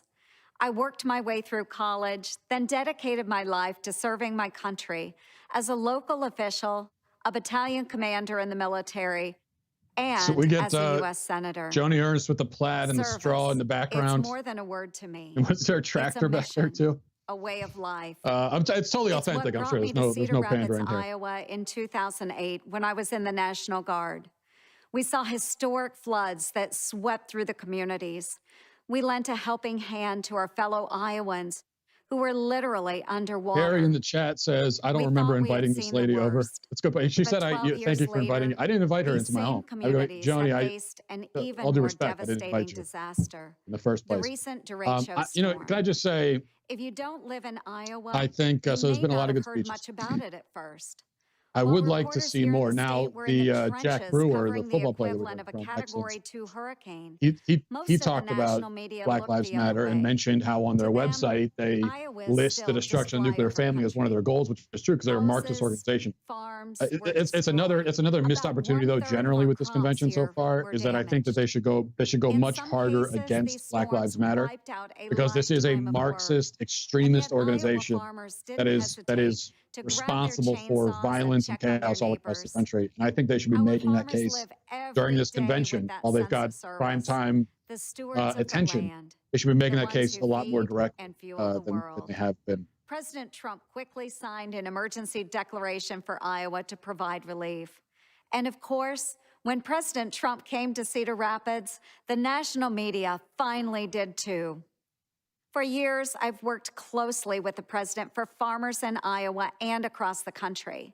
We scrapped Obama and Biden's punishing waters of the United States rule, which would have regulated about 97% of land in Iowa, in some cases, even puddles. It would have been a nightmare for farmers. The president delivered on major trade deals I can't take it seriously with this. And the United States, Mexico, With Canada. the flannel and the straw and the tractor. The sale of E-15 You know what we need? We need her. round. I think to really complete the scene, she should be wearing a straw hat with like one straw in her mouth, like Tom Sawyer, and sitting on a mule. Okay, that's what would bring this all together right now. In fact, I can't recall an administration more hostile to farmers than Obama-Biden, unless you count the Biden-Harris ticket. The Democratic Party of Joe Biden is pushing this so-called Green New Deal. If given power, they would essentially ban animal agriculture and eliminate gas-powered cars. I need someone to give a speech now with a hard hat and holding a hammer over their shoulder, you know. When the pandemic That's what we need hit, next. President Trump heard us in our call for assistance for our farmers. Knowing we have an ally in the White House is important. Folks, this election is a choice between two very different paths: freedom, prosperity, and economic growth under a Trump-Pence administration, or the Biden-Harris path, paved by liberal coastal elites and radical environmentalists. An America where farmers are punished, jobs are destroyed, and taxes crush the middle class. That is our choice, and it's a clear one. Thank you, and God bless. Excellent speech. I paid close attention to that. I found that, frankly, it spoke to my heart at a very deep level. I'm Burgess Owens. Shackled in the belly of a slave ship, an 8-year-old boy named Silas Burgess came to America to be sold on an auction block. By the grace of God and the courage of slaves who believed in freedom, Silas escaped through the Underground Railroad and settled in the great state of Texas. He went on to become a successful entrepreneur. He built his community's first church, first elementary school, and purchased 102 acres of farmland, which he paid off in 2 years. I'm here today, a candidate for Congress, because of my great-great-grandfather, Silas Burgess. I was raised in the South during the days of Jim Crow and the KKK. Even through the challenges of segregation, we were taught that anything is possible in America. When I was 22 years old, I thought all my dreams had come true when I was drafted by the New York Jets. 10 years later, with a Pro Bowl nod and a Super Bowl championship under my belt, I left the NFL to start a business. I thought I could never fail, but years later I did, and I lost everything. As I moved my family of 6 into a 1-bedroom basement apartment in Brooklyn, New York, I had a choice to make: to feel sorry for myself or get to work. I worked as a chimney sweep during the day and a security guard at night. It was humbling to be recognized cleaning a chimney by someone who once cheered me as an NFL fan. But those hard days would pay off, and eventually I started a rewarding career in the corporate world. We live in a country where we're encouraged to dream big, where second chances are at the core of our American DNA. We don't hear that same message from Nancy Pelosi's Congress. Career politicians, elitists, and even a former bartender want us to believe it's impossible. They want us to believe that what I did, what my great-great-grandfather did, is impossible for ordinary Americans. As patriots, we know better. This November, we stand at a crossroad. Mobs torch our cities while popular members of Congress promote the same socialism that my father fought against in World War II. We have a Democratic candidate for president who says that I'm not black if I don't vote for him. Now more than ever, we need leaders who stand by their principles and won't compromise their values for political opportunities. Now more than ever, we need leaders who will stand up to the lawlessness supported by the radical left. This November, we have an opportunity to reject the mob mentality and once again be the America that my great-great-grandfather believed in. During the Trump administration, business ownership among blacks, Hispanics, and females have reached all-time highs. Those same groups enjoyed record low unemployment and unprecedented prosperity, and we're just getting started. I'm running for Congress because we don't need more career politicians. We need a few more chimney sweeps. We need more leaders like President Trump who understand the freedoms that make up the fabric of America. My fellow Americans, specifically my Democrat and independent friends, it is now time for us to unite and put aside partisan barriers. Help us win back the House, keep the Senate, and give our president 4 more years, and I promise you, we will make you proud. Thank you, and God bless the United States of America. It was a good speech. I like that. And you think about being an NFL star, that actually is a compelling personal story. NFL star, then he's a chimney sweep. For the, people recognizing him as a former NFL star, and now he's cleaning out the chimneys. And now he's running for Congress. So I think that's he is an incredible personal story. I like Burgess Owens. Crystal says, I'm female. Can we get some non-females? So she thinks that we've had too many females. Frankly, Crystal, I find that sexism to be shocking. Offensive to me on a deep and personal level. And you are banned from the chat and from America for all time because of this. I will not stand for that kind of sexism. The light of dawn overcame the darkness. The gallant flag hoisted above Fort McHenry, torn and battered, stood, victoriously observing a dejected enemy slowly retreating into the rising sun, inspiring the anthem of our nation. The spirit of liberty, not to be denied, the earthen star, Fort McHenry, a reminder of those brave patriots who, having done all, stood and prevailed. It is why we stand today, honoring past, present, and future generations of freedom-loving Americans when we hear the anthem and raise the Star-Spangled Banner.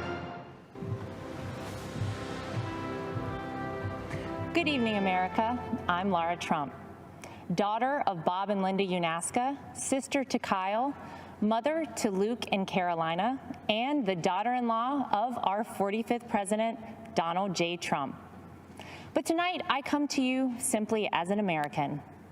My life began like many in our country. I grew up in Wrightsville Beach, North Carolina. My parents were small business owners and worked hard to make sure that my brother and I had everything we needed, but not everything we wanted. My parents raised me to believe that in America, I could achieve anything with hard work and determination, that the opportunities available to me were limited only by the size of my ambition, that I should dream big, and I did. Those very dreams are what led me to New York City. I'd heard the adage, if I can make it there, I can make it anywhere, and I intended to do just that. Never in a million years did I think that I would be on this stage tonight, and I certainly never thought that I'd end up with the last name Trump. My 7th grade English teacher, Mrs. B, used to tell us, believe none of what you hear, half of what you read, and only what you're there to witness firsthand. The meaning of those words never fully weighed on me until I met my husband and the Trump family. Any preconceived notion I had of this family disappeared immediately. They were warm and caring, they were hard workers, and they were down to earth. Yeah, we don't need this. They reminded me of my own family. They made me feel like I want to cancel this speech. We don't need it. Walking the halls of the Trump organization, I don't need to hear warm and family friendly. Environment. I don't want to hear that. I also saw the countless women. That's not the part of Trump that I want to hear about. Year after year. Especially these days. Gender didn't matter. With rioters, lighting fires in cities across the country. I learned this directly when, in 2016, my father-in-law asked me to help him win my cherished home state and my daughter's namesake, North Carolina. Though I had no political experience, he believed in me. He knew I was capable, even if I didn't. So it didn't surprise me when President Donald Trump appointed so many women to senior-level positions in his administration. Secretary of the United Nations, Secretary of the Air Force, the first female CIA director, the first black female director of the Fish and Wildlife Service, and countless ambassadors, just to name a few. Under President Trump's leadership, women's unemployment hit the lowest level since World War II. 4.3 million new jobs have been created for women. In 2019 alone, women took over 70% of all new jobs. Female small business ownership remains at an all-time high, and 600,000 women have been lifted out of poverty, all since President Trump took office. He didn't do these things to gain a vote or check a box. He did them because they're the right things to do. 100 years ago today, the 19th Amendment was ratified, granting the right to vote to every American woman. Sorry. And since that day, waste of time. incredible strides have been made. It just is a waste of time. It's a total waste of time, especially when there's, especially when you have, women shaped our when you have history and are part of what has made our insurrectionists country the most right now exceptional as we nation speak, in the world. trying to, you know, sow chaos and anarchy across the country. I think that should really be our focus, not from North we Carolina like to women, New York City. because we get And I that. think about what I tell myself now as we head towards the most critical election in modern history. This is not just a choice between Republican and Democrat or left and right. This is an election that will decide if we keep America America or if we head down an uncharted, frightening path towards socialism. Abraham Lincoln once famously said, "America will never be destroyed from the outside. If we falter and lose our freedoms, it will be because we destroyed ourselves." While those words were spoken over 150 years ago, never have they been more relevant. Will we choose the right path and maintain the unique freedoms and boundless opportunities that make this country the greatest in the history of the world? Will we remain the beacon of hope for those around the world fighting oppression, communism, and tyranny? The choice is ours. I know the promise of America because I've lived it, not just as a member of the Trump family, but as a woman who knows what it's like to work in blue-collar jobs, to serve customers for tips, and to aspire to rise. When I look at my son Luke and my daughter Carolina, I wonder, what sort of country will I be leaving for them, for our future generations?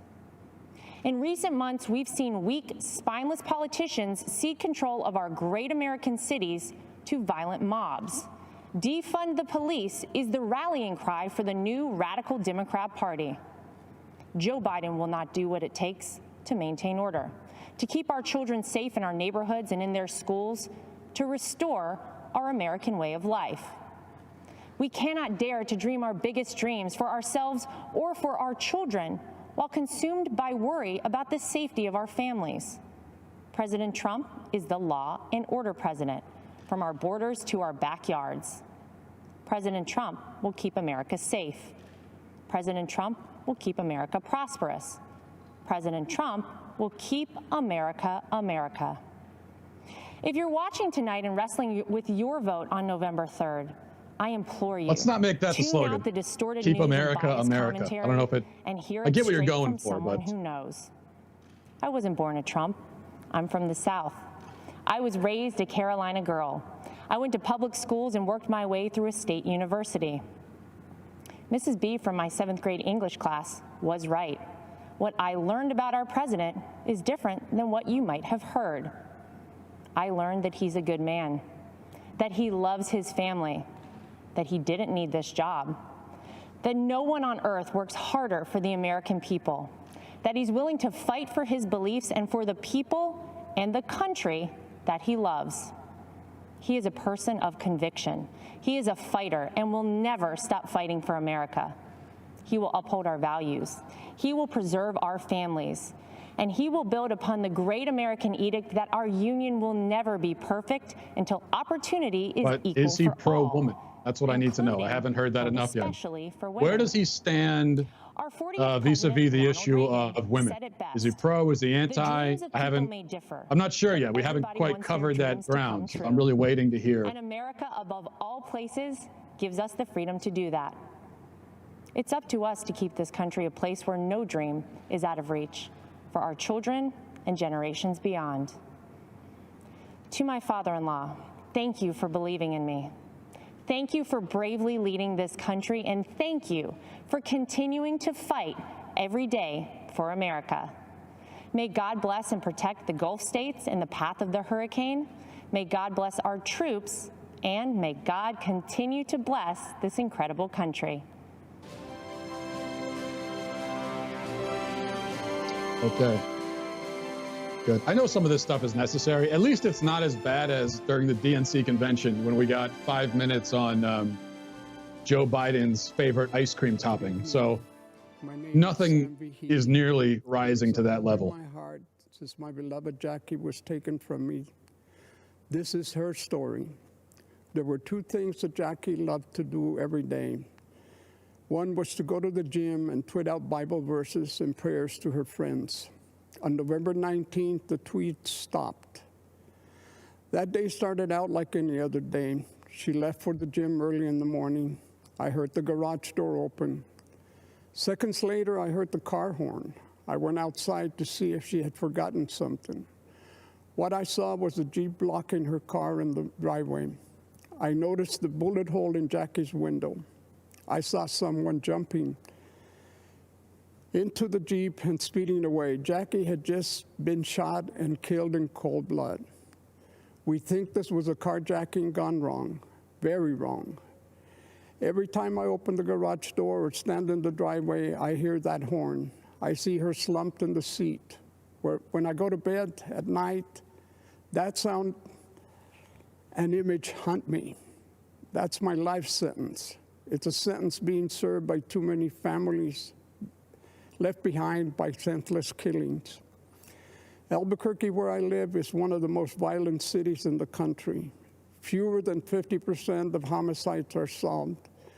It is a sad irony that Jackie immigrated to the U.S. for a better life than her native Colombia, only to be gunned down in her own driveway. For 8 months, there were no arrests, no leads in connection with Jackie's murder. The Albuquerque police were overwhelmed. They needed help. Help arrived when President Trump launched Operation Legend in July of this year. Almost immediately, the FBI took over Jackie's case. In a matter of days, they arrested 4 people. The 5th suspect killer was arrested in Texas on unrelated charges. He is an illegal immigrant with a long criminal record. He had been deported in September and had come back in October to terrorize our community. I am extremely grateful to President Trump and the FBI for their efforts to deliver justice for Jackie and all the other innocent victims of violent crime. I am honored to support the president because he is supporting us. I know he will never stop fighting for justice, for law and order, for peace, security in our communities.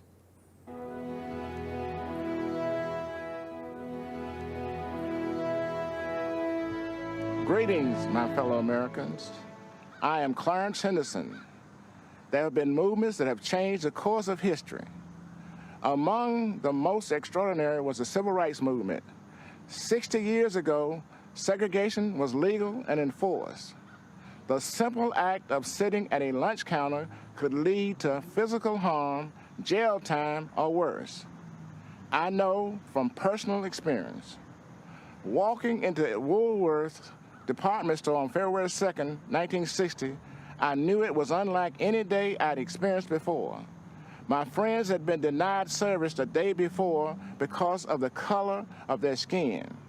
We knew it wasn't right. But when we went back the next day, I didn't know whether I was going to come out in a vertical or prone position, in handcuffs or on a stretcher, or even in a body bag. By sitting down to order a cup of coffee, we challenged injustice. We knew it was necessary, but we didn't know what would happen. We faced down the KKK. We were cursed at and called all kinds of names. They threatened to kill us, and some of us were arrested, but it was worth it. Our actions inspired similar protests throughout the South against racial injustice. And in the end, segregation was abolished, and our country moved a step closer to true equality for all. That's what actual peaceful protest can accomplish. America isn't perfect. We're always improving. But the great thing about this country is that it's not where you come from, it's where you're going. I was born on what some would call the wrong side of the tracks. I don't even have a birth certificate. I never attended an integrated school, and am the only one out of my immediate family who graduated from college, an HBCU. I'm a military veteran and a civil rights activist. And you know what else? I'm a Republican, and I support Donald Trump. If that sounds strange, you don't know your history. It was the Republican Party that passed the 13th Amendment, abolishing slavery. It was a Republican Party that passed the 14th Amendment, giving black men citizenship. It was the Republican Party that passed the 15th Amendment, giving black men the right to vote. Freedom of thought is a powerful thing. There are Americans, voters all over the country, who media is trying to convince to conform to the same old Democratic talking points. You know what that'll get you? The same old results. Joe Biden had the audacity to say, if you don't vote for him, you ain't black. Well, to that, I say, if you do vote for Biden, you don't know history. Donald Trump is not a politician. He's a leader. Politicians are a dime a dozen. Leaders are priceless. The record funding Trump gave HBCUs is priceless too. So are the record number of jobs he created for the black community and the investment he drove into our neighborhoods with tax incentives in opportunity zones. And so are the lives he restored by passing criminal justice reform, where 91% of the inmates released are black. These achievements demonstrate that Donald Trump truly cares about black lives. His policies show his heart. He has done more for black Americans in 4 years than Joe Biden has done in 50.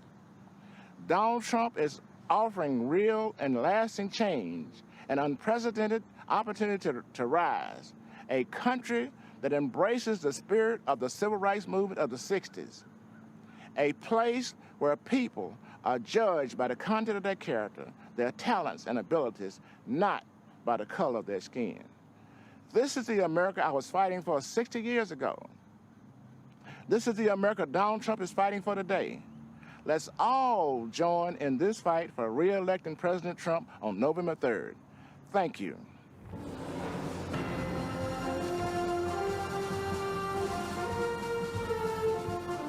During the presidential primary debates 4 years ago, one outsider stood alone and said in public what most Americans thought in private. It was 14 years after the start of the war in Afghanistan and 12 years after the invasion of Iraq, where thousands of American troops had died and trillions in taxpayer dollars had been spent. And yet no candidate could bring themselves to admit that something had gone badly wrong with American foreign policy. That the American voter, the American soldier, and the American taxpayer had all been let down, except for one, Donald Trump. He called America's endless wars what they were, a disaster. The media was shocked because Donald Trump was running as a Republican. And yet he said out loud what we all knew, that American foreign policy was failing to make Americans safer. After the end of the Cold War, Democrats and Republicans in Washington bought into the illusion that the whole world would start to resemble America. And so they started to pursue unlimited globalization. They welcomed China into the World Trade Organization. They engaged in nation building in Afghanistan and tried to export democracy to Iraq. They signed a nuclear deal with Iran and a global climate agreement in Paris. But they didn't ground any of it in the interests of the average American. So for decades, while Washington politicians built a global system, American wages stagnated. Our great cities and industries were hollowed out. Entire communities were devastated, and our manufacturing plants were shipped off to China. That's what happened when Washington stopped being the capital of the United States and started being the capital of the world. As U.S. ambassador to Germany, I had a front row seat to Donald Trump's America First foreign policy. I wish every American could see how President Trump negotiates on their behalf. I've watched President Trump charm the Chancellor of Germany while insisting that Germany pay its NATO obligations. I was proud to witness President Trump say to foreign leaders, "I don't blame you for wanting America to pay for your security. I actually respect you for out-negotiating the presidents before me. But it stops with me.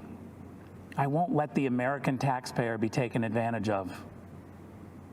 Donald Trump's administration has always made clear that our priority is the American people's security. That's the job of all leaders, to put their people first. And we've seen how this strategy has succeeded. In 4 short years, Donald Trump has led even some Washington Democrats to agree on the Chinese threat, on trade deals that benefit America first, on alliances that share responsibility. In 4 years, Donald Trump didn't start any new wars. He brought troops home. He rebuilt the military and signed peace deals that make Americans safer. The Washington elites want you to think this kind of foreign policy is immoral, and so they call it nationalist. That tells you all you need to know. The DC crowd thinks when they call Donald Trump a nationalist, they're insulting him, as if the American president isn't supposed to base foreign policy on America's national interests. A return to the Biden way of thinking means America gives the radical terrorist regime in Tehran a plane load of cash in the middle of the night. Well, you see, President Trump also sent an aircraft in the middle of the night to deal with Iran. But that plane was on a different mission. An airstrike to take out the head of Iran's terror machine who plotted the deaths of Americans. But we also must be clear that when those who seek freedom take tremendous personal risk. Just want to remind you again, dailywire.com/subscribe. Coupon code access. You can participate in the chat here. Lots of comments coming in. Luke says, drinking game, take a drink every time Matt's earbud falls out. Yeah, I have been. I told you I'd be locked in a battle with the earbuds. The thing is, they sent me, a real, like, professional earbud thing. Earpiece, they call it in the business. But for some reason, I decided to go with the cheap $14 ones I got from Walmart. So, typical Washington story. Quick update on the earbuds in case. Year, 22 Democrats ran for president. They rejected all of the outsiders and nominated the ultimate Washington insider, someone they had to pull out of retirement. Every time Joe Biden offers a new idea, you should ask yourself, why didn't he try that over the last 48 years? Today, the Democrats blame a global pandemic that started in China on President Trump. And they still blame Russia for Hillary Clinton's loss in 2016. As acting director of national intelligence, I saw the Democrats' entire case for Russian collusion. And what I saw made me sick to my stomach. The Obama-Biden administration secretly launched a surveillance operation on the Trump campaign and silenced the many brave intelligence officials who spoke up against it. They presented bogus information as facts. They lied to judges. Then they classified anything that undermined their case. And after Donald Trump won the election, when they should have continued the American tradition of helping the president-elect transition into the White House, they tried instead to undercut him even more. Former Vice President Joe Biden asked intelligence officials to uncover the hidden information on President Trump's incoming national security advisor 3 weeks before the inauguration. Other comments in the chat. Chris says, Matt, you're making my wife mad. Be nice to the women. Puppet candidates. I think I've been very nice. This is me at my nicest. This is as nice as I get. Doesn't get much nicer. But with Donald Trump, you always know exactly who is in charge. Because the answer is you. You're in charge. Not lobbyists, not special interests, not warmongers or China sympathizers or globalization fanatics. With Donald Trump and Mike Pence in the White House, the boss is the American people. President Trump rightly calls his foreign policy America First. America First does not advance the interests of one group of Americans at the expense of another. It has no bias about red or blue, educated or not educated, urban or rural.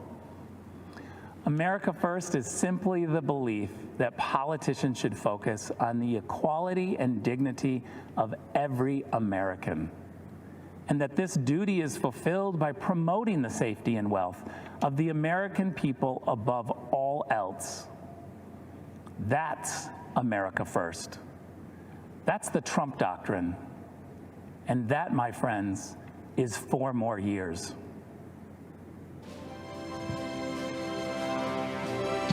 Okay. Richard Grinnell, what'd you guys think of that? Laurel says, blah, can this guy stop talking already? I guess that's a negative assessment. Okay, we've got a filler package, so now we can get, let's read a couple comments here in the chat. Again, dailywire.com/subscribe, coupon code access. Let's see. When those American soldiers bravely Cullen says, I don't disagree with anything he's saying. I just find him boring AF. I don't know what AF stands for. I'm an innocent person. Too much fluff in several of these speeches. Should have done some PowerPoints, Sarah says. Yeah, I just think maybe if you guys heard it, you could correct me on this, but I don't think there's been any explicit direct mention of the violence in Kenosha. So, like, for example, we've already forgotten about this, but on the first night of the riots in Kenosha, one of the BLM rioters tried to kill a police officer with a brick, threw a brick at his face, knocked him unconscious. And yeah, I think what we need is, rather than just the broad strokes sort of talking about supporting police, law and order, that's good, but I think we also need specific examples of, hey, here's what happened, calling attention to it. Again, you have primetime coverage. CNN in primetime coverage is not going to, and they haven't talked about the police officer being, the attempted murder of a police officer with a brick. But you can talk about it here. You can call attention to those things. So I think they should be doing that. But am I being too hard on? Mike didn't grow up a Republican. As President Reagan said, am I being too hard on that? Let me know if I am. Maybe I am. His grandfather was a hard-working Irish immigrant who drove a bus to provide for his family. His father served our nation bravely in the Korean War and earned a Bronze Star. Mike was the third of 6 children, raised here in Columbus, Indiana, with a cornfield in his backyard. The foundation of America is freedom, and the foundation of freedom is faith. It was in this small Indiana town his foundation of faith in Jesus Christ was laid. And from that conviction sprung his love of people and service to others. It was at a church service where Mike met the love of his life, Karen. They married and have 3 children, Michael, Charlotte, and Audrey. I'm a Christian, a conservative, and a Republican, in that order. Mike became the president of a free market think tank, the host of a statewide conservative radio show, and then a congressman. In Washington, Mike quickly became known as Andrew in the chat says they also tried to burn cops alive, trapped in a building. Yeah, that was a report that came out. I think, where was that in? I want to say Seattle or Portland, one of those two, I think. The report is that rioters set a building on fire where cops were and then tried to cement the door shut. That's the report anyway. So, I mean, this is like attempted mass murder of police officers. That's no small deal. So I think specific examples of that would be good. I'd also like to see the RNC take this opportunity to talk specifically about the Jacob Blake shooting and say, now that we know that there was a knife in the floorboard, that they were called there because, because his girlfriend called the police on him. He had a warrant out for his arrest. Like, I would like to hear the RNC specifically address this and say, look, this is how the media portrays these things, and here's the reality. A real-time example of how fake news works. I think that would be a great thing to do. Alongside President Trump, our nation experienced prosperity like never before. He is solid as a rock. He's been a fantastic vice president.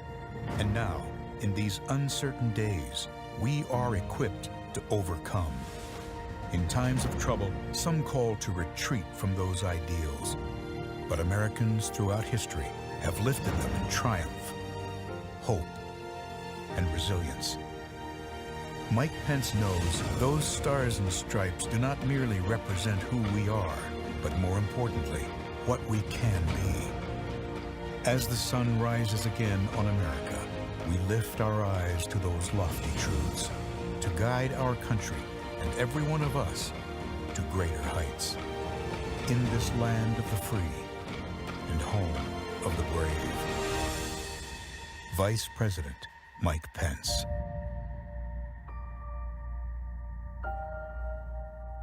Okay, now we're getting Pence. Someone in the chat said it's time to get Pencey up in here. I have a feeling that's not what Mike Pence says when he enters a room, but I could be wrong.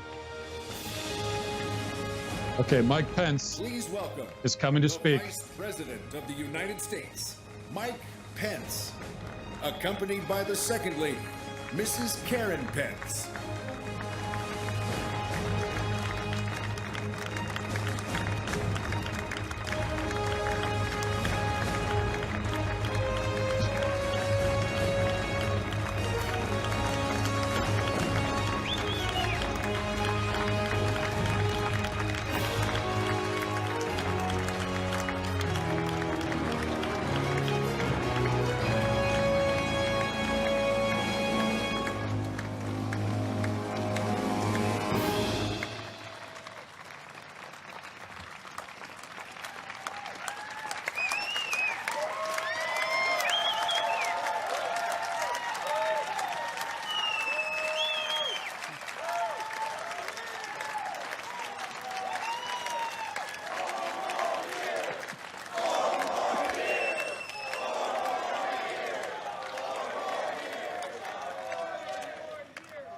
Good evening, America.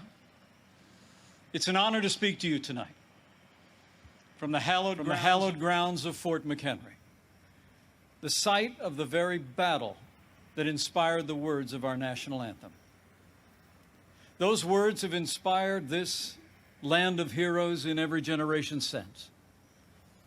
It was on this site 206 years ago when our young republic heroically withstood a ferocious naval bombardment from the most powerful empire on earth.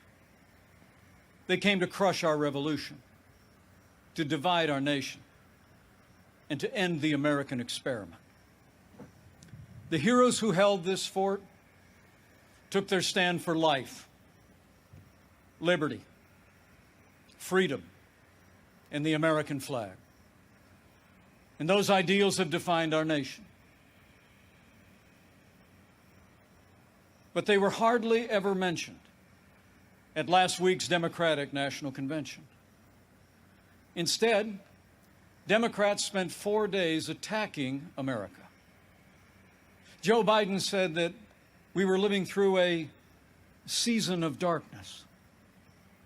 But as President Trump said, where Joe Biden sees American darkness, we see American greatness.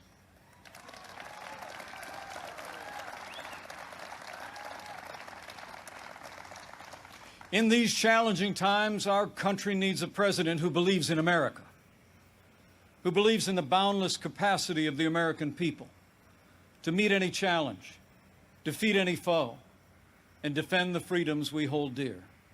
America needs 4 more years of President Donald Trump in the White House.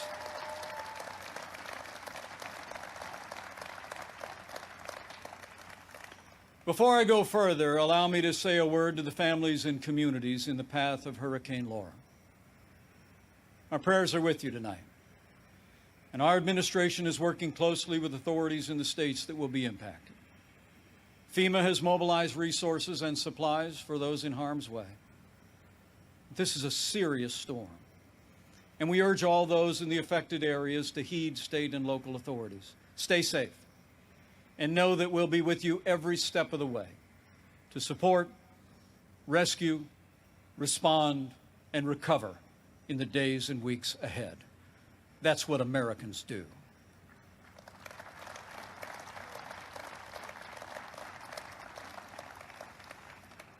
4 years ago, I answered the call to join this ticket because I knew that Donald Trump had the leadership and the vision to make America great again. And for the last 4 years, I've watched this president endure unrelenting attacks, but get up every day and fight to keep the promises that he made to the American people. So with gratitude for the confidence President Donald Trump has placed in me, the support of our Republican Party, and the grace of God, I humbly accept your nomination to run and serve as Vice President of the United States.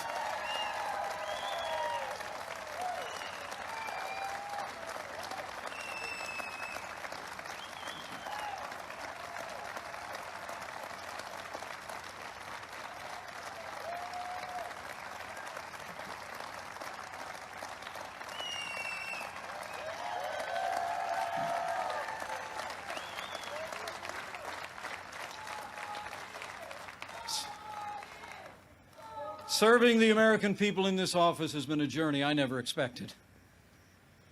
It's a journey that would not have been possible without the support of my family,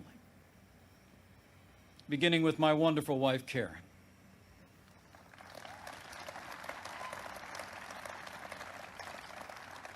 She's a lifelong school teacher, an incredible mother to our 3 children. And she is one outstanding Second Lady of the United States. I'm so proud of you. And we couldn't be more proud of our 3 children. Marine Corps Captain Michael J. Pence and his wife, Sarah. Our daughter, Charlotte Pence Bond, an author, and the wife to Lieutenant Henry Bond, who is currently deployed and serving our nation in the United States Navy.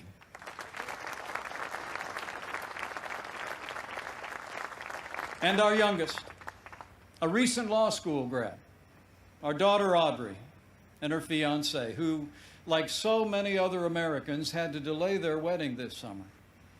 But we can't wait for Dan to be a part of our family.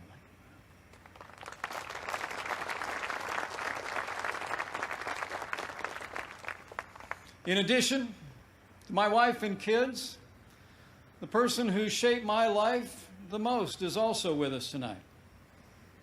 My mom, Nancy.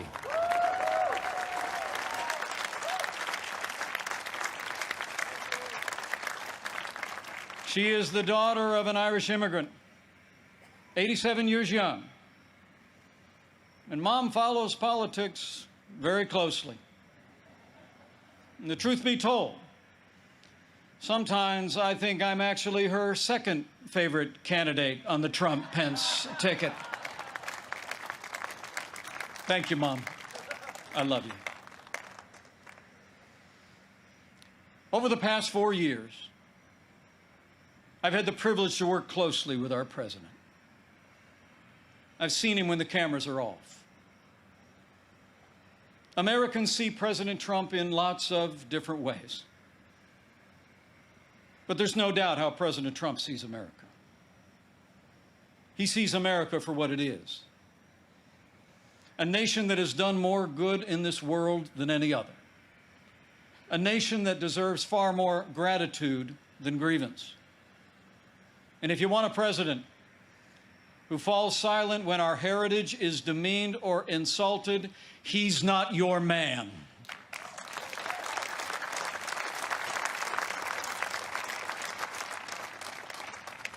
Now, we came by very different routes to this partnership. And some people think we're a little bit different. But you know, I've learned a few things watching him. Watching him deal with all that we've been through over the past 4 years.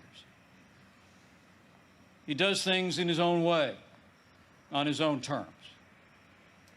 Not much gets past him. And when he has an opinion, he's liable to share it. He's certainly kept things interesting. But more importantly, President Donald Trump has kept his word to the American people.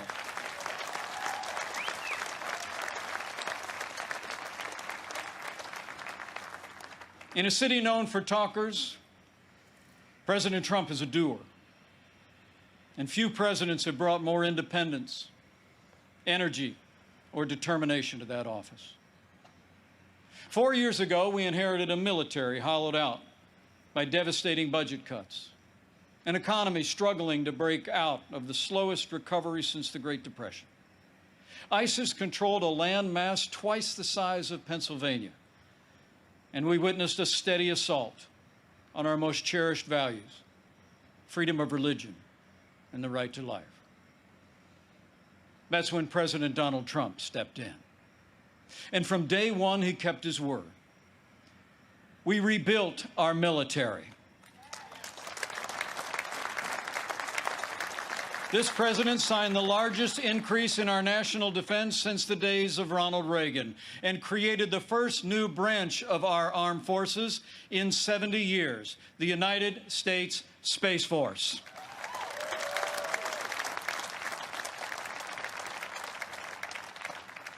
And with that renewed energy, we also returned American astronauts to space on an American rocket for the first time in nearly 10 years.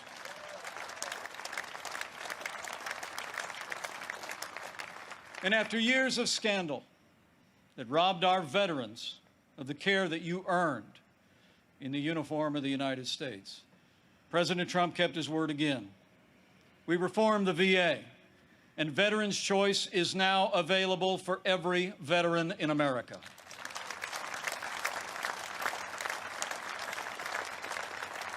Our armed forces and our veterans fill this land of heroes.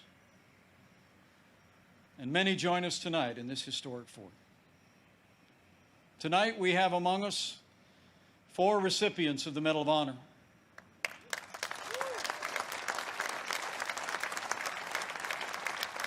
Six recipients of the Purple Heart.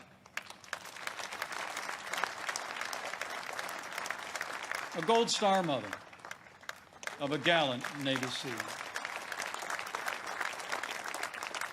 And wounded warriors from Soldier Strong, a group that serves our injured veterans every day. We are honored by your presence, and we thank you for your service.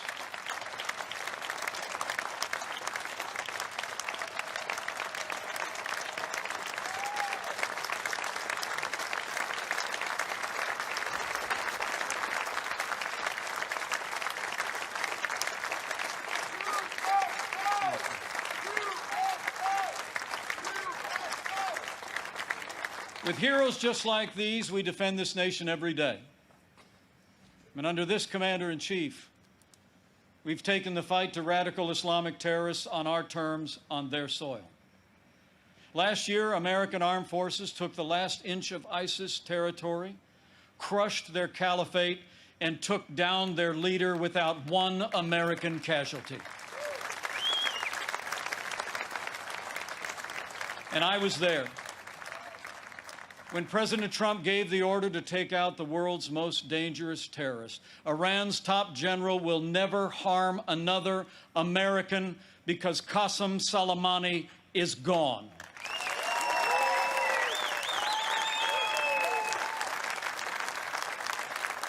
My fellow Americans, you deserve to know. Joe Biden criticized President Trump following those decisions to rid the world of 2 terrorist leaders. But it's not surprising, because history records that Joe Biden even opposed the operation that took down Osama bin Laden.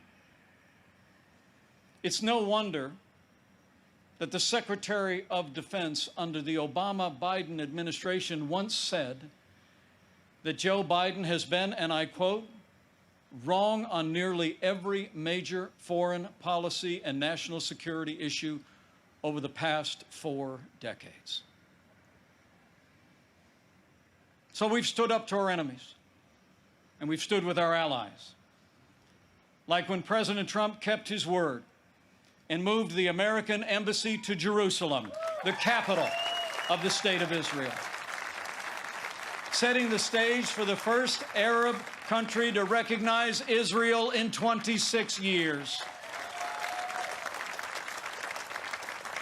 Closer to home, We appointed more than 200 conservative judges to our federal courts.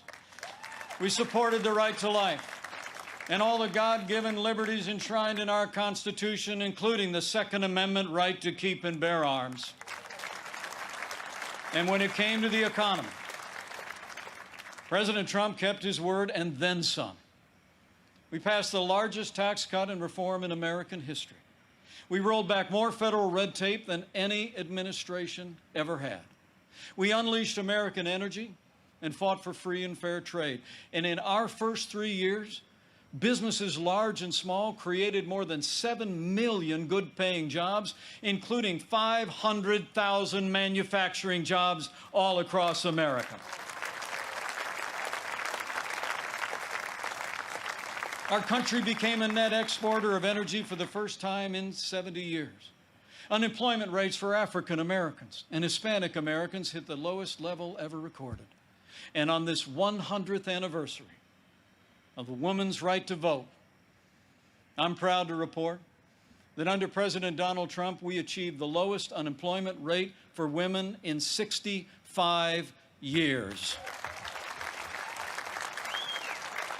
And more Americans working than ever before. In our first 3 years, we built the greatest economy in the world. We made America great again.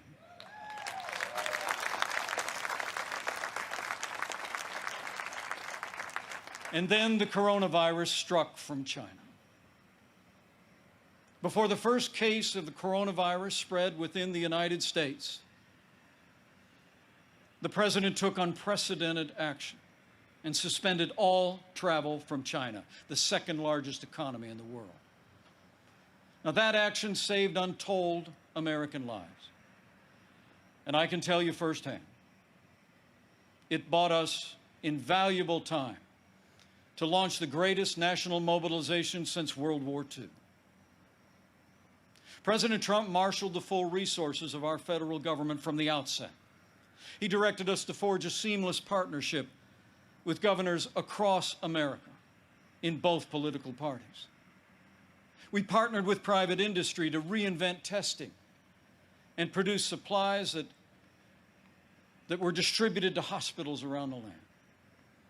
Today, we're conducting more than 800,000 tests a day, and we have coordinated the delivery of billions of pieces of personal protective equipment for our amazing doctors, nurses, and healthcare workers.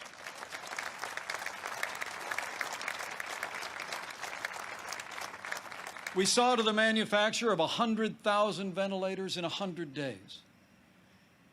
And no one who required a ventilator was ever denied a ventilator in the United States.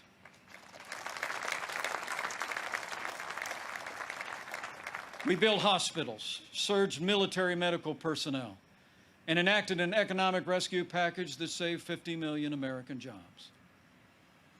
As we speak, we're developing a growing number of treatments known as therapeutics, including convalescent plasma, that are saving lives all across America. Now, last week, Joe Biden said that no miracle is coming. Well, what Joe doesn't seem to understand is that America is a nation of miracles. And I'm proud to report that we're on track to have the world's first safe, effective coronavirus vaccine by the end of this year.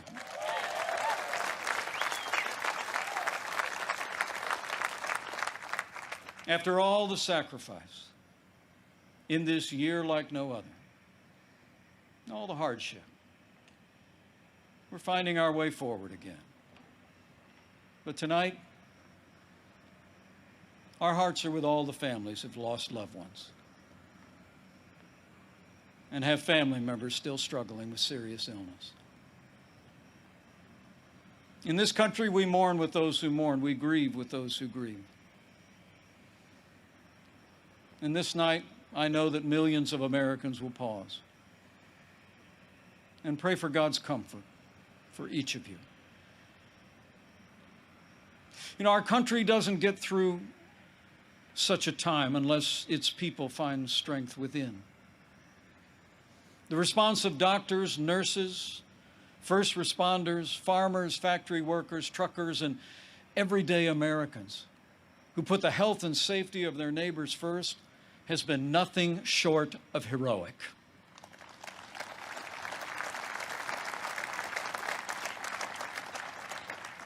Veronica Sayez put on her scrubs every day. Day in and day out, went to work in one of New York City's busiest hospitals. She stayed on the job, put in the long hours until it was done, and then got back in her neighborhood and helped neighbors and friends struggling. Her brother William is a New York City firefighter. And they're both emblematic of heroes all across this country. They're with us tonight.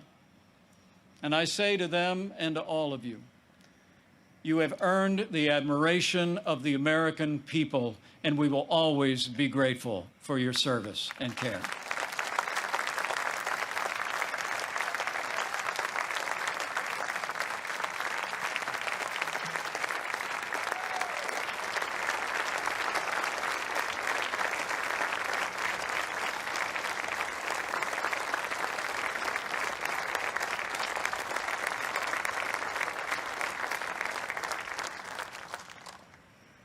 Thanks to the courage and compassion of the American people, we're slowing the spread. We're protecting the vulnerable. And we're saving lives. And we're opening up America again. Because of the strong foundation that President Trump poured in our first 3 years, we've already gained back 9.3 million jobs in the last 3 months alone.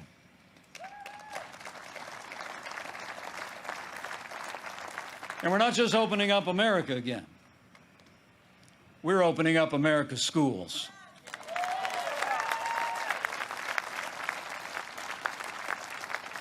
And I'm proud to report that my wife, Karen, that school teacher I've been married to, will be returning to her classroom next week. And so to all of our heroic teachers and faculty and staff, thank you for being there for our kids. We're going to stay with you every step of the way.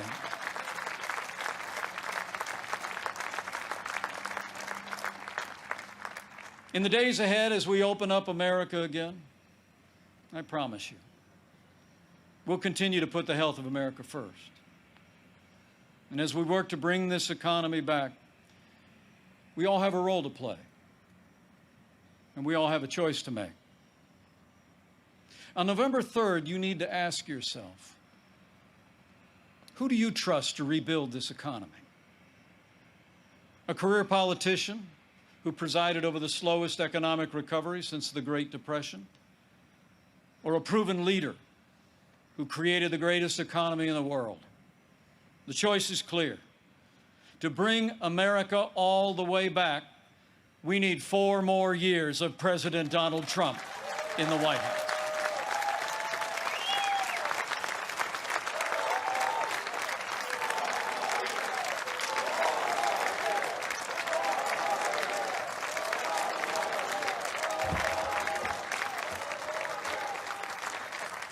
My fellow Americans, we're passing through a time of testing. But in the midst of this global pandemic, just as our nation had begun to recover, we've seen violence and chaos in the streets of our major cities. President Trump and I will always support the right of Americans to peaceful protest. But rioting and looting is not peaceful protest. Tearing down statues is not free speech.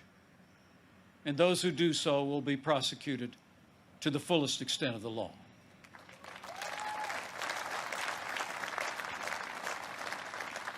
Last week, Joe Biden didn't say one word about the violence and chaos engulfing cities across this country. So let me be clear. The violence must stop, whether in Minneapolis, Portland, or Kenosha. Too many heroes have died defending our freedom to see Americans strike each other down. We will have law and order on the streets of this country for every American of every race and creed and color.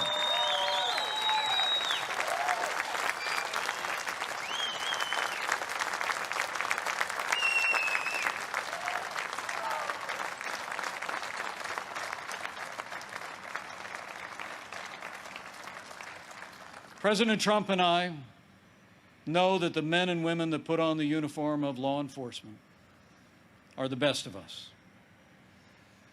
Every day, when they walk out that door, they consider our lives more important than their own.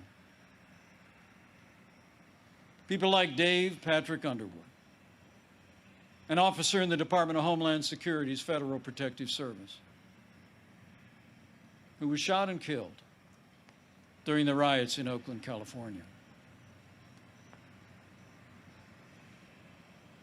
Dave's heroism is emblematic of the heroes that serve in blue every day. And we're privileged tonight to be joined by his sister, Angela. Angela, we say to you, we grieve with your family. And America will never forget or fail to honor Officer Dave Patrick Underwood.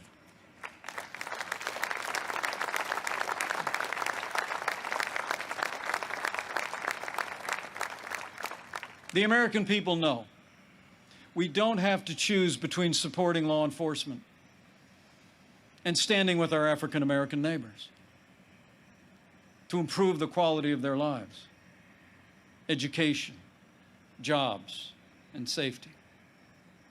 And from the first days of this administration, we've done both. And we will keep supporting law enforcement and keep supporting our African American and minority communities across this land for 4 more years.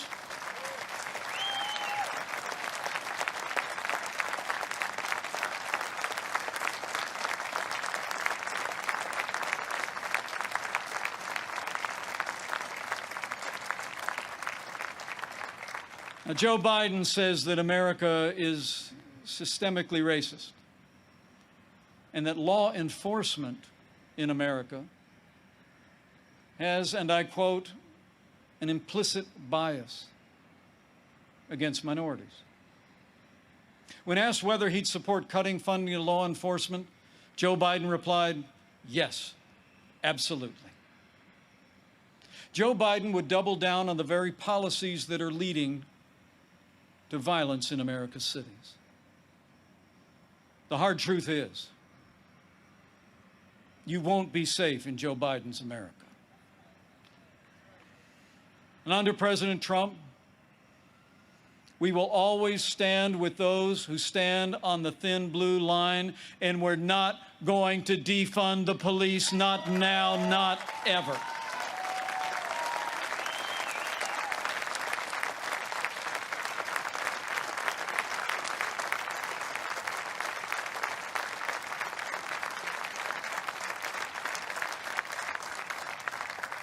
My fellow Americans, we're passing through a time of testing, but soon we will come to a time for choosing. Joe Biden has referred to himself as a transition candidate, and many were asking, transition to what? But last week, Democrats didn't talk very much about their agenda. And if I were them, I wouldn't either. I mean, Bernie Sanders did tell his followers that Joe Biden would be the most liberal president in modern times. In fact, he said, and I quote, that many of the ideas he fought for, that just a few years ago were considered radical, are now mainstream in the Democratic Party. At the root of their agenda is the belief that America is driven by envy, not aspiration. That millions of Americans harbor ill will toward our neighbors instead of loving our neighbors as ourselves. The radical left believes that the federal government must be involved in every aspect of our lives to correct those American wrongs. They believe the federal government needs to dictate how Americans live, how we should work, how we should raise our children, and in the process deprive our people of freedom, prosperity, and security. Their agenda is based on government control. Our agenda is based on freedom.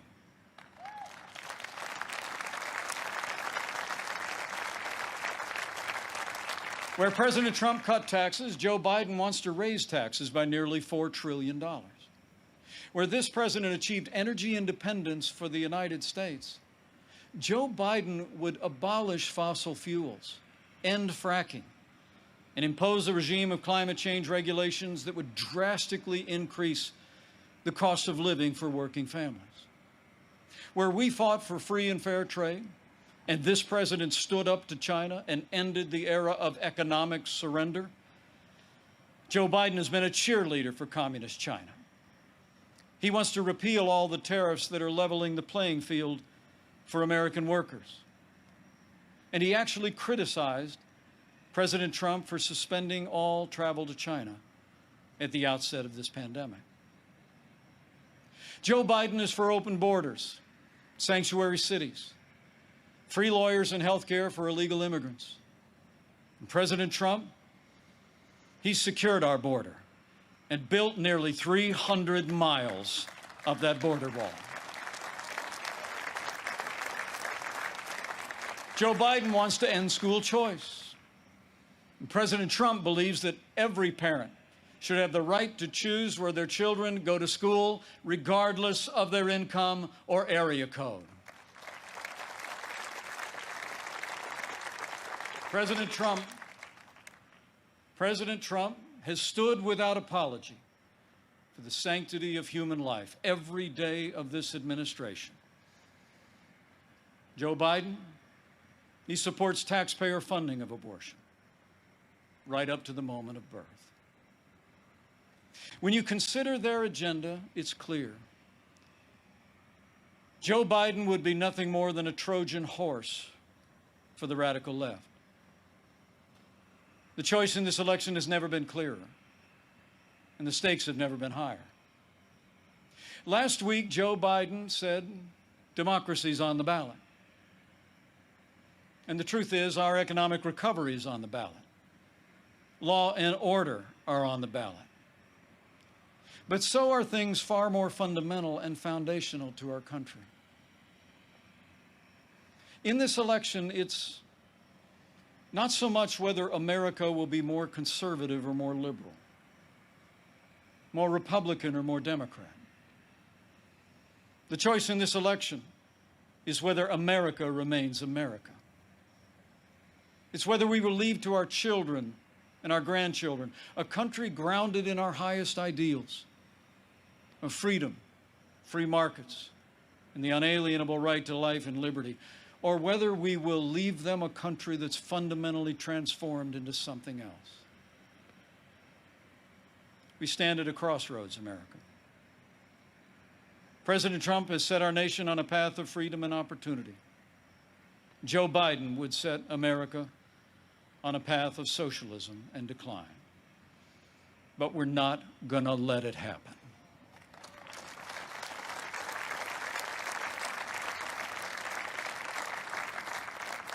President Donald Trump believes in America and in the goodness of the American people, the boundless potential of every American to live out their dreams in freedom. And every day, President Trump has been fighting to protect the promise of America. Every day, our president has been fighting to expand the reach of the American dream. And every day, President Donald Trump has been fighting for you. And now it's our turn to fight for him.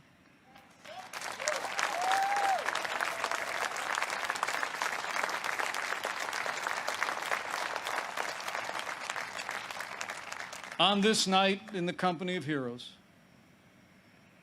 I'm deeply grateful.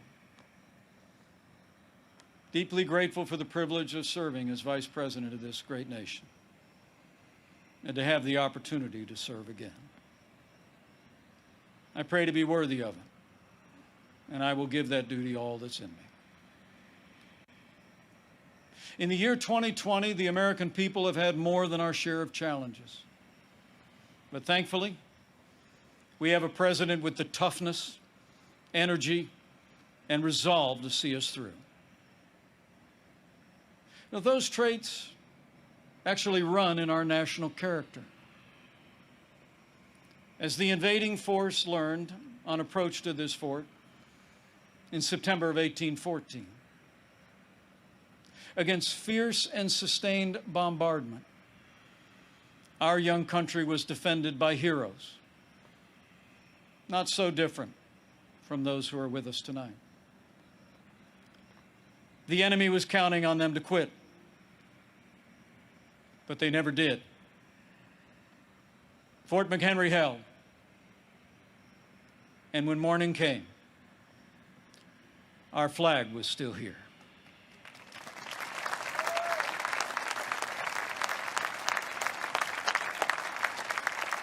My fellow Americans, we're going through a time of testing. But if you look through the fog of these challenging times, you will see our flag is still there today.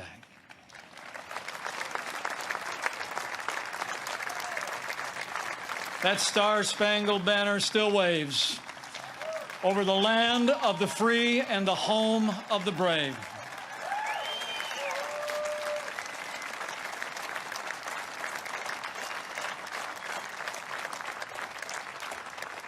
From these hallowed grounds, American patriots in generations gone by did their part to defend freedom. Now it's our turn. So let's run the race marked out for us. Let's fix our eyes on Old Glory and all she represents. Let's fix our eyes on this land of heroes and let their courage inspire. And let's fix our eyes on the author and perfecter of our faith and our freedom. And never forget that where the Spirit of the Lord is, there is freedom. That means freedom always wins.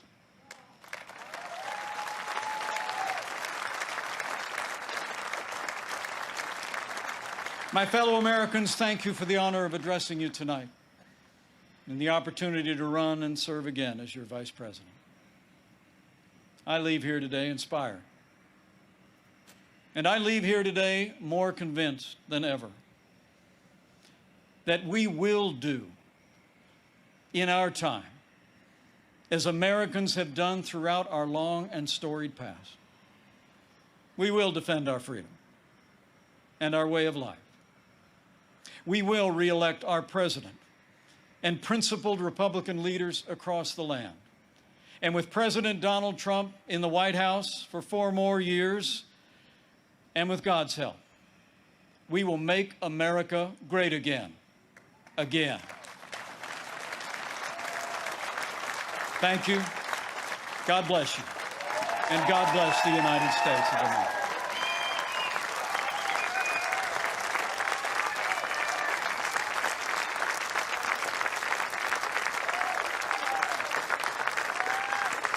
Okay, so there's the Mike Pence speech. Marathon speech there. I think it went on for approximately 3.5 hours. Not a complaint though, because I thought it was a very effective speech. I love the location, Fort McHenry. I'm a little bit biased as a Baltimore, as a longtime Baltimorean, as we call ourselves. Myself, I appreciate the location, and especially the tie to the national anthem. Whatever was great. I thought it was a great. You know what? It was in some ways a refreshingly sort of normal Republican speech, and I don't say that in a bad way, but just the way he delivered it, very statesmanlike. But he also touched on some themes and he touched on them, much more aggressively than Republicans normally will, especially when it comes to the sanctity of life and other issues. The focus on, as Trump comes up to the stage here, The focus on law and order was good. So I thought it struck exactly the right note for a vice president's speech. Let's see if I don't know if Trump's about to come to the mic and ad-lib a little bit here.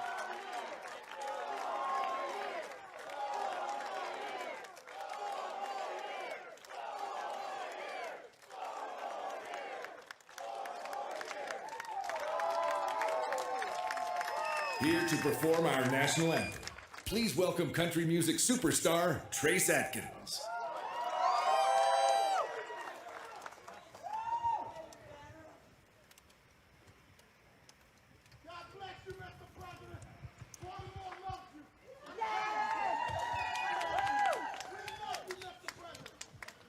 Oh, say, can you see by the dawn's early light what so proudly we hailed at the twilight's last gleaming,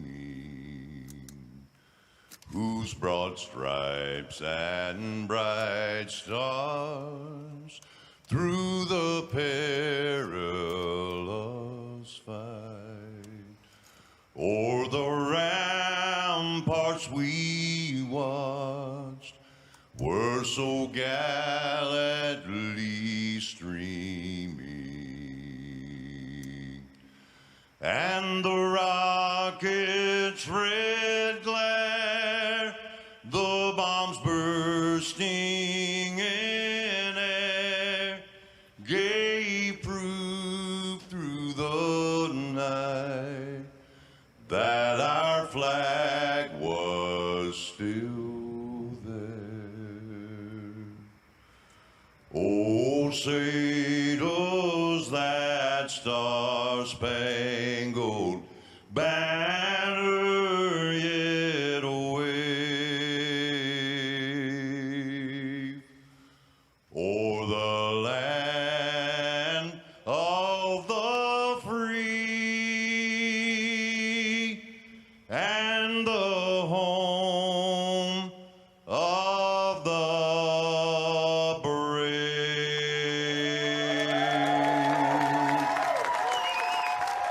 That's how you do a national anthem. Straightforward, with a punch. Like that. Good. National anthem at Fort McHenry. Great symbolism there. Powerful moment. Great way to end the night. So I thought overall, I would give this convention a very solid B-. So, 82, 83% of the report card is what I would give it. Not bad at all. I think we're going to cut away here. We're going to go to our all-access chat. So if you're an all-access member, then just transition on over. Again, dailywire.com/subscribe. Coupon code ACCESS, and you can take part in. You could be the VIP elite level Daily Wire member, and that's where we want all of you. So again, dailywire.com/subscribe. Coupon code ACCESS. I'll talk to you guys over there. Thanks for hanging out tonight. I hope you enjoyed it, and I'll see you tomorrow on the show, and also youtube.com/The Matt Walsh Show. Talk to you tomorrow.